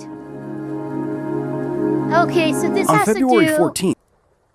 I'm assuming this has to do with the Russian invasion on Ukraine. 2025, an explosion ripped a hole in Chernobyl's tomb. The new safe confinement, or NSC, the steel structure now covering the destroyed Unit 4 reactor, was struck by what an embattled Ukraine alleges to be a Russian-made Shahed drone.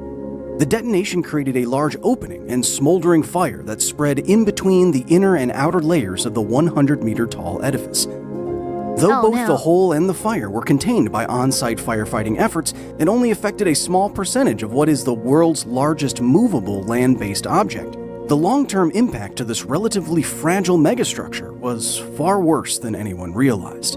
The goal of this video is to explain how a single strike has compromised Chernobyl for years to come, and what happens now. It was made in partnership with the European Bank for Reconstruction and Development, the organization who has been the primary administrator of billions in international funds dedicated to making the site safe since 1995. Our aim here is to bring you never-before-seen footage of the Chernobyl power plant and 2025 drone strike, to detail the just-released report of the new future of the new safe confinement, and to ask for your help. Chernobyl's entanglement with Russia's illegal invasion of Ukraine started early. On February 24th, 2022, the site near the country's border with Belarus was stormed by tanks and trucks. Soldiers took over the power plant and took around 300 personnel hostage. Over the next 4 weeks, the plant workers were forced to continue their duties at gunpoint, with little to no food and almost no rest. The Russians trashed their offices, damaged plant buildings, and dug trenches in grossly contaminated ground. It remains unclear if the soldiers knew that cesium-137 sat alongside their AK-47s. The trench digging and tank movement ended up kicking up decades-old reactor fuel and fission products and briefly increased the ambient levels of radiation on site. The increase was negligible from a health physics perspective, but it indicated that the Russians either didn't know or didn't care about how their presence could change the safety of the site. Reports of young soldiers suffering radiation sickness, however, were never officially substantiated. Thankfully, after 600 hours of occupation, the Russians left the power plant on March 31st, ceding it back to Ukraine. The released workers did not cower or capitulate. They continued their important security and maintenance work, even making themselves patches to commemorate their fortitude.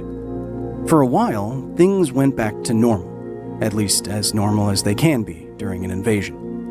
That all changed in the February of 2025, when one drone created the single most significant threat to the long-term safety of Chernobyl in 40 years.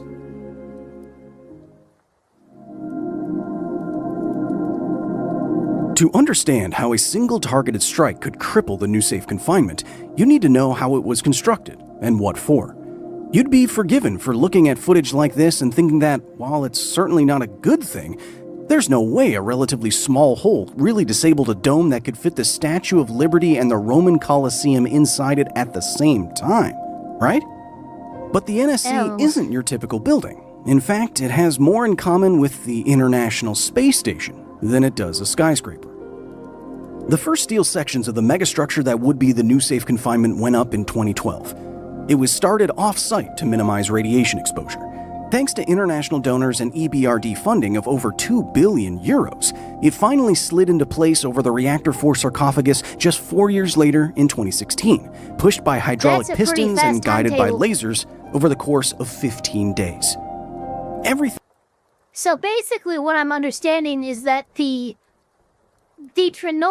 site of the nuclear disaster is still so radioactive, we need active containment measures to mitigate the damage to the surrounding region. Thing about the NSC is technically impressive.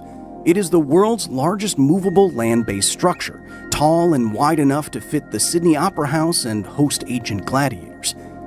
It weighs more than an offshore gas platform, is secured by enough screws for an airplane fuselage, and can brace safely against the winds of a level 3 tornado. The NSC is supposed to loom large over the forests of the Chernobyl exclusion zone for the next 100 years. Arguably, the two most important parts of the NSC are the main crane system that lines the spine of the structure and the two-layer shell. The crane is what will actually decommission the failed reactor inside. It will dismantle the famous and fragile sarcophagus piece by piece until all of the rubble and debris has been sorted, secured, and stored away. Gotcha. But that's going to take decades. The NSC shell is what ultimately keeps... What? There's no way. Do I actually? I shouldn't have one.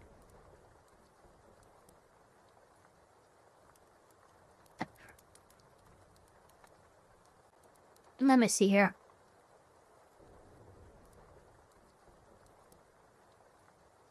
I don't see a shop button. Yeah, I don't see a shop button. Keeps any potential radioactive releases from reaching the environment during decommissioning. It does so with pressure. The outside world is at atmospheric pressure. If the inside of the NSC was at the same pressure, any circulating radioactive dust and/or debris could naturally make it outside. To stop this, the main volume of the arch, all 4 million cubic meters of it, is at a slight negative pressure compared to the outside world. The so-called annular space between the arch's two layers adds to this effect by being slightly positively pressured. If the inner skin was breached, thanks to simple physics, clean air from the annular space would move in and contamination couldn't move out. If any drone or missile or anything else pierced both of the NSC's layers, the same would happen. It took terrorism, but the design passed the test. The International Space Station operates in one of the harshest environments imaginable, and so, like the NSC, it has to create and carefully maintain an interior environment that, if put in jeopardy by a puncture, needs to be immediately addressed. Thankfully, the multi-layer hulls of the ISS have never been fully compromised. The station has been struck over 1,000 times without real issue. But then again, it's never been struck by something 1,000 times larger than orbital debris and loaded with explosives. Also like the ISS, it's a relatively fragile, highly technical, pressurized megastructure that is meant to protect what's inside. Even a pin-sized hole in the ISS is a problem that requires a swift fix. Now, with the International Space Station in mind, watch this footage of the 2025 drone strike and never-before-seen shots from the inside of the NSC immediately after. Imagine something like this happening in space.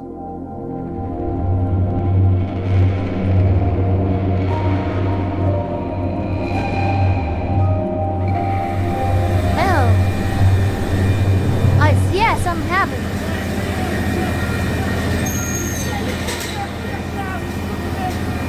Why would they strike the dome?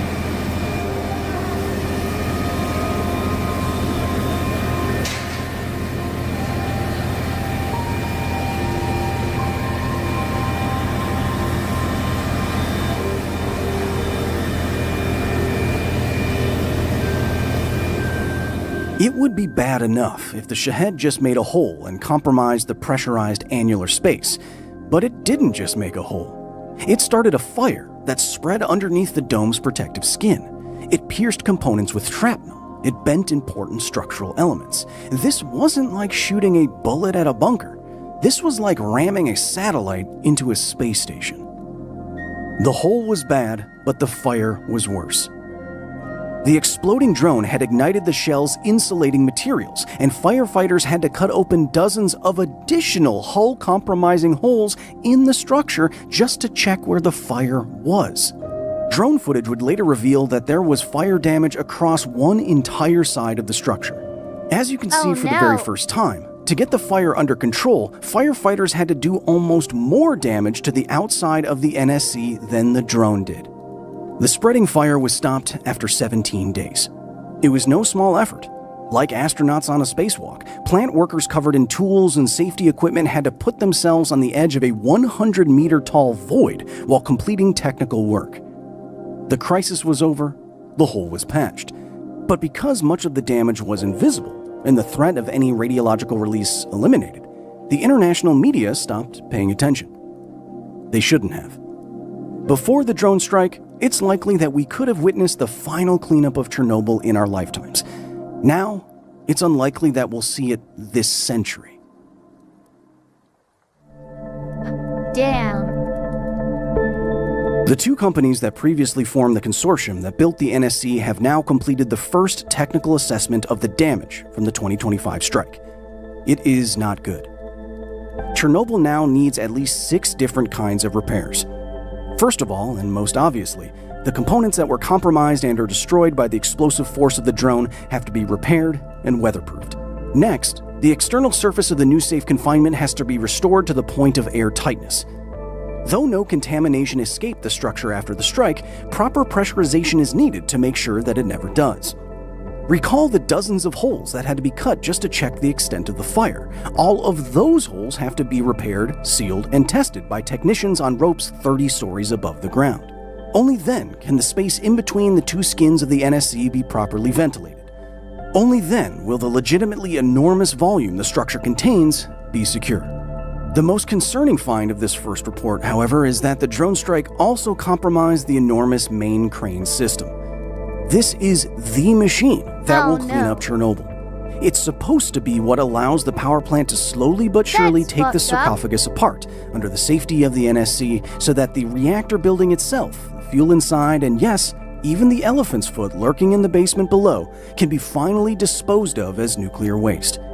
It is not an exaggeration to say that every moment this crane is compromised pushes the final decommissioning of the power plant further and further into the future. And so, before the thousands of people who work at CHNPP can resume their important work, the main crane has to be repaired, which, like everything else, is no small feat, especially in the most radiologically contaminated place on the planet. The report concludes that the new safe confinement may not return to functionality for the remainder of this decade, and that if repairs and construction and funding go as planned, which they likely won't thanks to Russian aggression in the region, restoration will cost at least €500 million. That is money that Ukraine literally cannot afford to spend right now. To be clear, Chernobyl is not the radiological risk that most people think it is. It is not releasing contamination into the environment. The thousands of plant workers there are not getting radiation sickness. The puppies on site are surprisingly healthy. Trust me. So, why is Chernobyl important today? Well, there's a lot to be learned. Dismantling a destroyed reactor like this is unprecedented. Doing so will therefore teach us a lot about remote technologies that can operate in high radiation environments and environmental remediation techniques. The site is also a symbol of unprecedented international collaboration across decades, one that gave Ukraine the confidence to look towards the future instead of towards the past. The drone strike has shattered that confidence.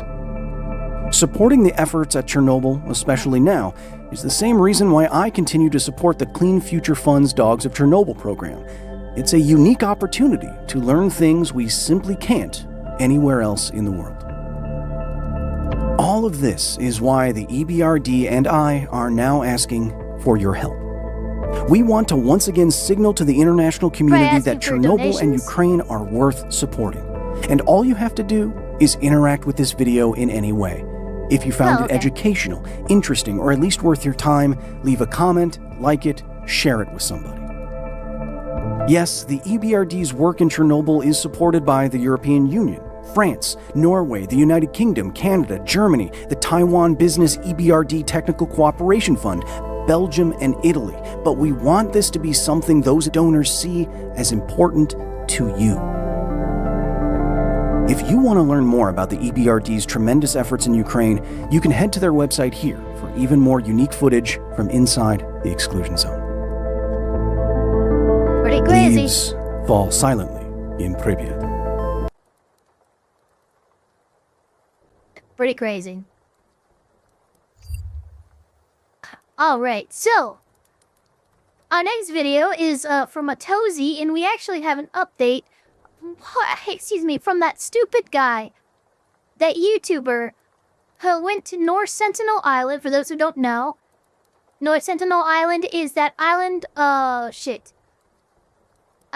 the coast of, I'm forgetting where it's off the coast of, but North Sentinel Island contains one of the last pretty much uncontacted tribes on the planet. They are so primitive, they don't even know how to make fire. They have to wait for lightning to strike the island, and then they just keep that fire going. But they don't have fire-making ability. So, apparently, this man has just been charged formally. This YouTuber really traveled 9 hours to leave a Diet Coke on a forbidden island, and now he's officially been charged for illegally landing on the North Sentinel Island, where approaching within 3 miles of this island is banned by law. And I mean, it's been a minute since we last talked about this guy, whose name is Mikhailo Polikov, but he's still dealing with the consequences of a stupid attempt for virality, I guess. And now there's finally a real update, because the YouTuber who thought it was a good idea to go visit one of the most isolated tribes on Earth and leave them a Diet Coke has now been formally charged in India. And authorities do not think this is an accident. They're saying, hey, this is clear that he planned out this over several days, knowing that he was violating laws that have been in place there for decades. Oh, yeah, and currently, he's due back in court on April 29th, 2026. When was the last time I made a video on him? Because this guy's been sitting behind bars for a minute now. Oh, no shot. It's been a year? I don't know why. I thought it was a few months ago I made a video on him. It's been a year since I made a video on him. He's been waiting for trial for...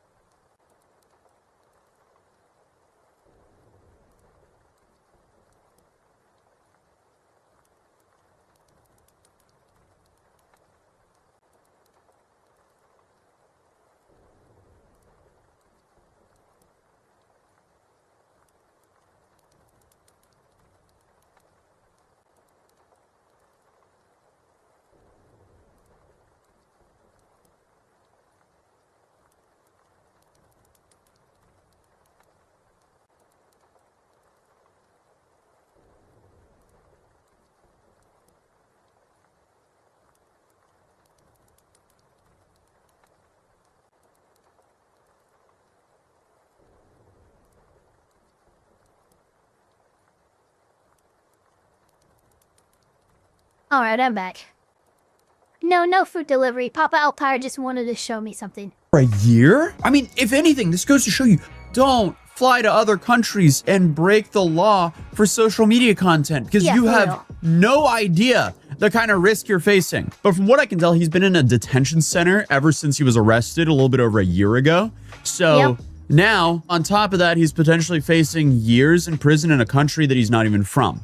All for a YouTube video. And if you're wondering how someone even builds up the confidence to try something like this, you kind of have to look at the content that he was making before all this happened. Because his whole online presence was essentially about pushing boundaries for views. And we're talking about videos where he would go to extreme or unusual locations, film interactions with people who clearly didn't sign up to be part of the content, and I guess just overall chase shock value. Because one of his last adventures before he was arrested here was going to Taliban-controlled Afghanistan and filming himself trying on a whole bunch of helmets, waving swords, and firing guns. And obviously, the specific stunt that got him arrested, we just found out happened back in March of 2025. And what happened here was obviously showed up to the Andaman and Nicobar Islands, specifically Port Blair, with a camera, a plan, and apparently like zero survival instincts. And this wasn't some spontaneous, I'll just see what happens type of trip, because authorities said he's been trying to reach this island for months and then spent several days planning the specific attempt, which is insane because one single Google search would tell you this is a very bad idea to do.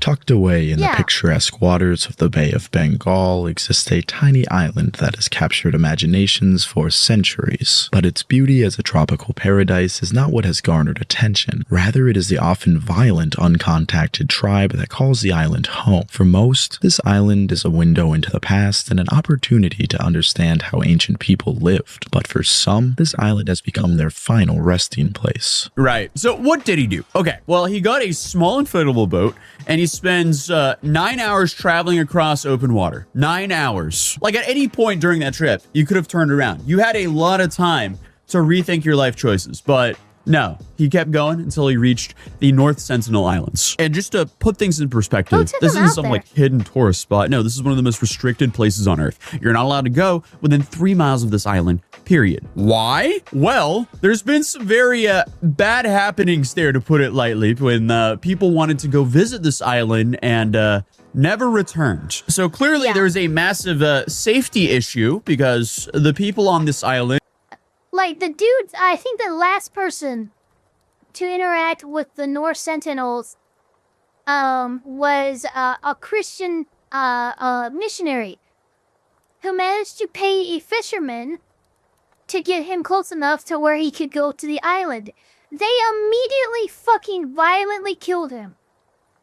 It's the most ridiculous. Like, just don't fuck with this island. I just don't know what to tell people. Aren't really friendly to the rest of the world, to put it lightly. But also, the international governments just don't want modern people to go visit that island because they don't want to spread some disease to wipe out that entire tribe. They're one of the last few protected tribes. So overall, it's just a bad idea for everyone involved.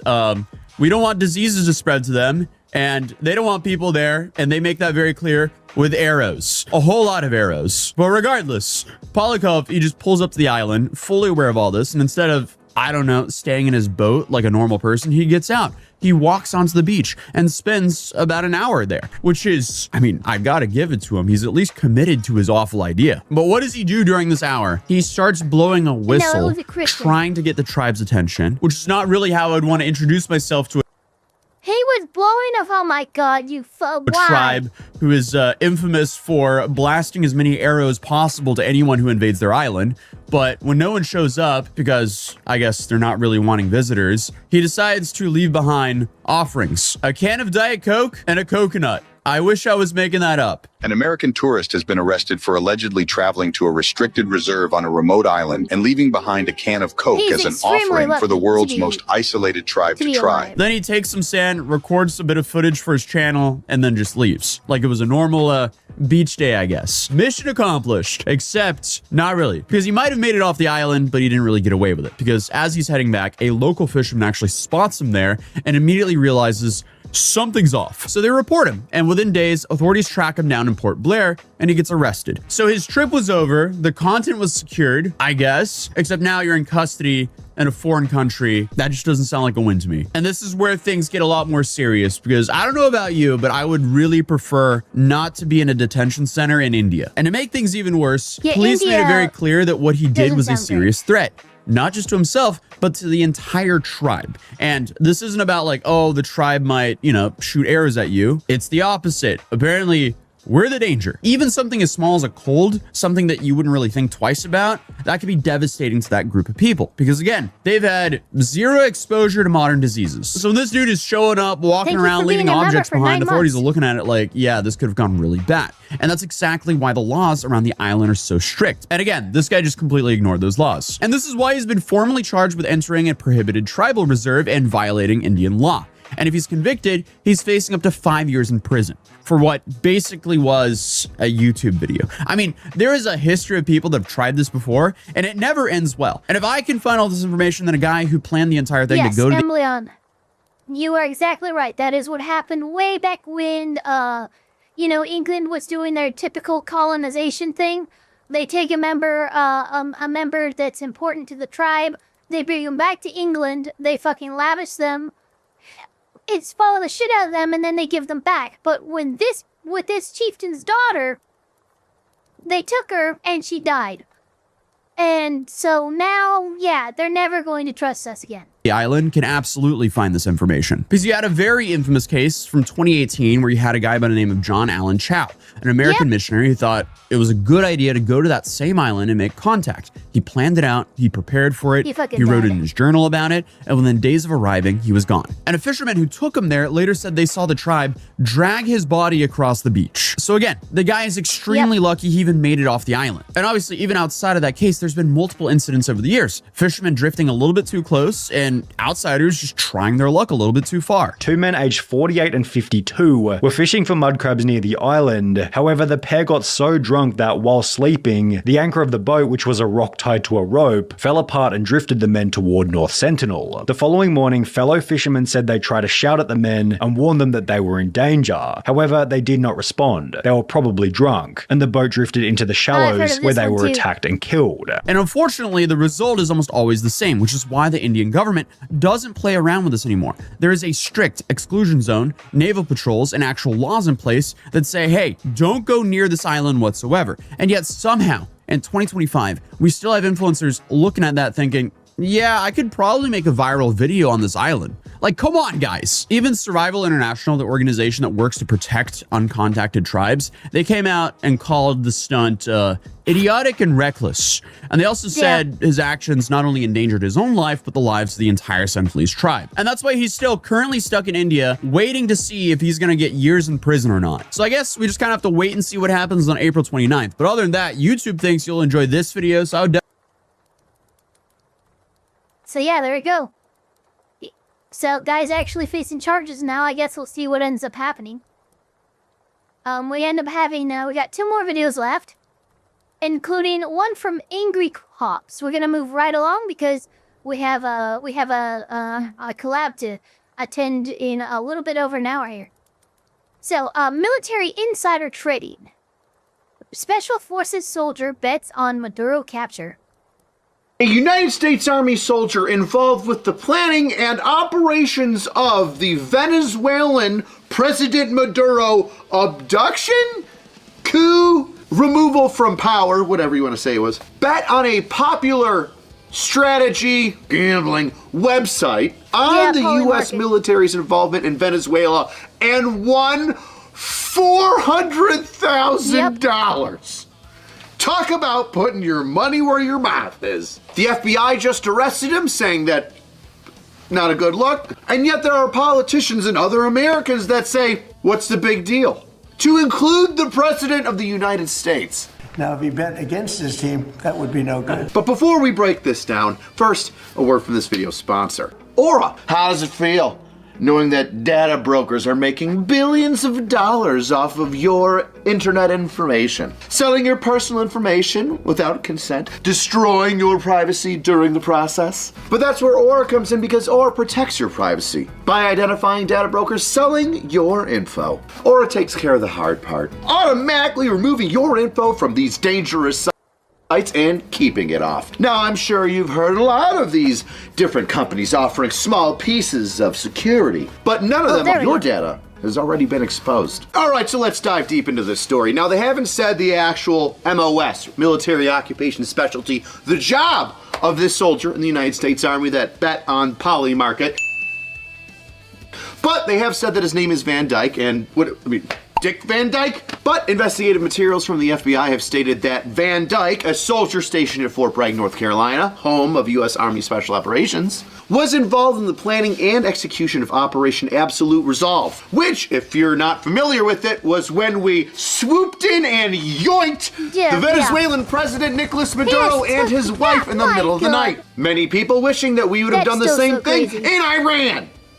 But nonetheless, over the course of December 2025 through January of 2026, Van Dyke made several, I'll say, bets on Polymarket, a prediction marketplace that allows you to bet, make wagers on whether or not something will or will not happen, the possibilities. And unlike normal betting, allows you to take your money out when you're up a little bit or down a little bit, similar to a stock, yet more similar to gambling. But allowing us to use open source intelligence in our own little brains and Google searches to try and determine whether or not something may possibly or may not possibly happen. Now, these bets, starting in December 25th, if I'm not mistaken, all the way to January 2nd, were they totaled $33,000, which, I don't care who you are in the military, that is emptying the bank. Show me a soldier with more than $20,000 in his bank account, and I will show you an Iranian spy. But Van Dyke... Thank you. See, this is kind of my issue, right? And maybe I'm wrong, but like, does anybody feel like this soldier is a fall guy? Because this series of Polymarket bets was so blatant and so egregious.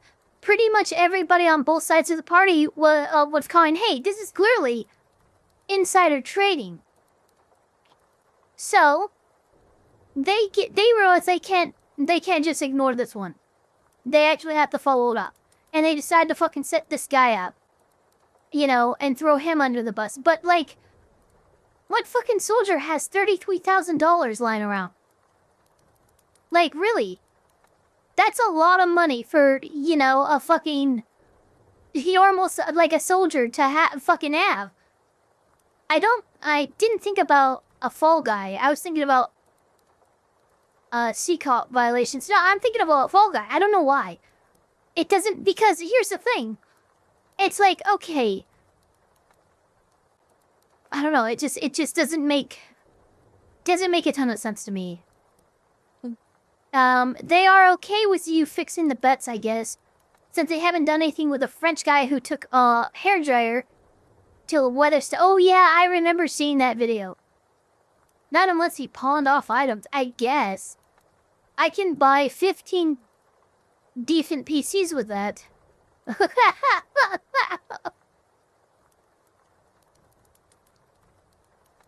Aware that it was a sure deal, probably sold his motorcycle or hawked some things off at a pawn shop in order to raise those funds up a little bit. Because we all know that after the 2nd of January, on the 3rd of January 2026, U.S. forces apprehended Maduro. And Van Dyke's, I'll say, investment of $33,000, a sure bet, if you will, considering he was in on the planning and execution of this event, made just a couple dollars short of $410,000. Now, of course, and I think rightfully so to some point, people are upset. I don't know how the hell they found out. Soldier's gone a soldier. I bet you Van Dyke showed up with a brand new Camaro, a lifted F-150, and decided to buy a house that normally he could not afford, which set off some ringers. And then the FBI started their investigation, apprehending him just a day or two ago. Now, of course, Kash Patel is going to be one of the people, the head of the FBI, saying, hey, you're kind of divulging top secret information about an ongoing operation or prior to the operation happening. That's a no-no. Smack of the pee-pee, time to get arrested. And then there's some people that are leaning towards my way of thinking, one of which would be President Donald Trump, who said this. Was he betting that they would get him or they wouldn't get him? It sounds like he was betting on his removal from office. That's like Pete Rose betting on his own team. It's a little like Pete Rose. Pete Rose, they kept him out of the Hall of Fame because he bet on his own team. Well, here's my issue, right? Like, what what are you charging him with, right? He's not a sitting U.S. senator who is using his ability to influence policy to inform decisions on trading on the stock market, right? That's like classic insider trading, corruption, all that. I don't know what exactly you're charging this soldier with, if this is indeed what he did. Like, what laws is he violating? Now, if he bet against his team, that would be no good, but he bet on his own team. Which I have to say, if you know, really hoping that you would bet on yourself in that scenario, because if you're betting against yourself, well, you really don't want to win that cash, and I don't know if you'd be around to collect it. Now, I, like many other people, were just like, hey, you know what? If Congress, Nancy Pelosi, and a bunch of other people that are representatives of us sitting in Congress or sitting in the House, Senate, whatever, are going to do insider trading up the ass and make millions upon millions of dollars, why not have a special forces guy bet on Polymarket or Kalshi on whether or not something's going to happen when they get a little bit of additional info? Now, General Flynn touches on this in his tweet. Yes, it is unprofessional. What if people are looking at what other special forces guys do? I mean, it's not unheard of for large countries, China, to data farm on anybody and everybody connected with the U.S. military or government to see what they're doing. Gather intelligence, see what things might be. I mean, you have to think of it from an operational security standpoint as well. Just out. Mama Oko, hello. We're finishing up. This is our last video.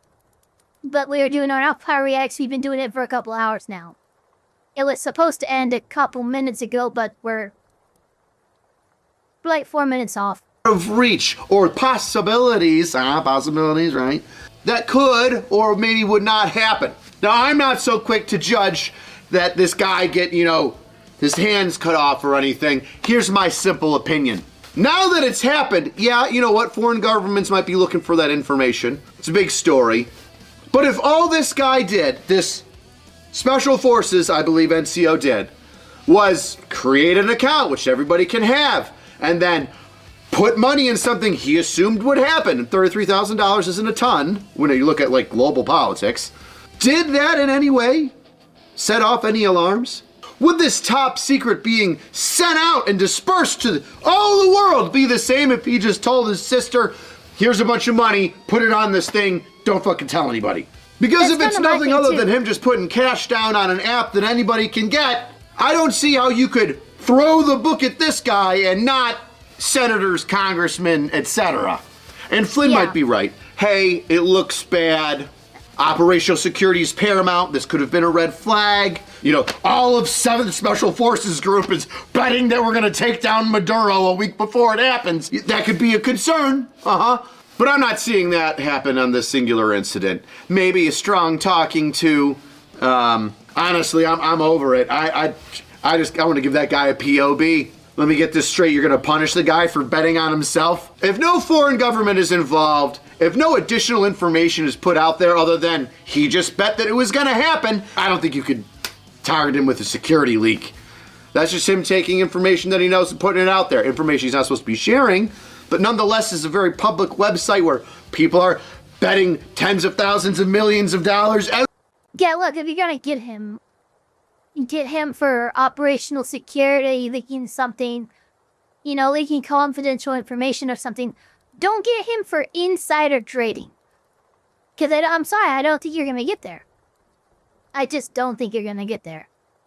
Anyway, we have gone a little bit over my projected time, so we're going to go ahead and wrap things up here. Remember, we're going to be back live here and on Mama Oko's channel in a little under an hour here, watching The Amazing Digital Circus. We're going to be watching the first 4 episodes.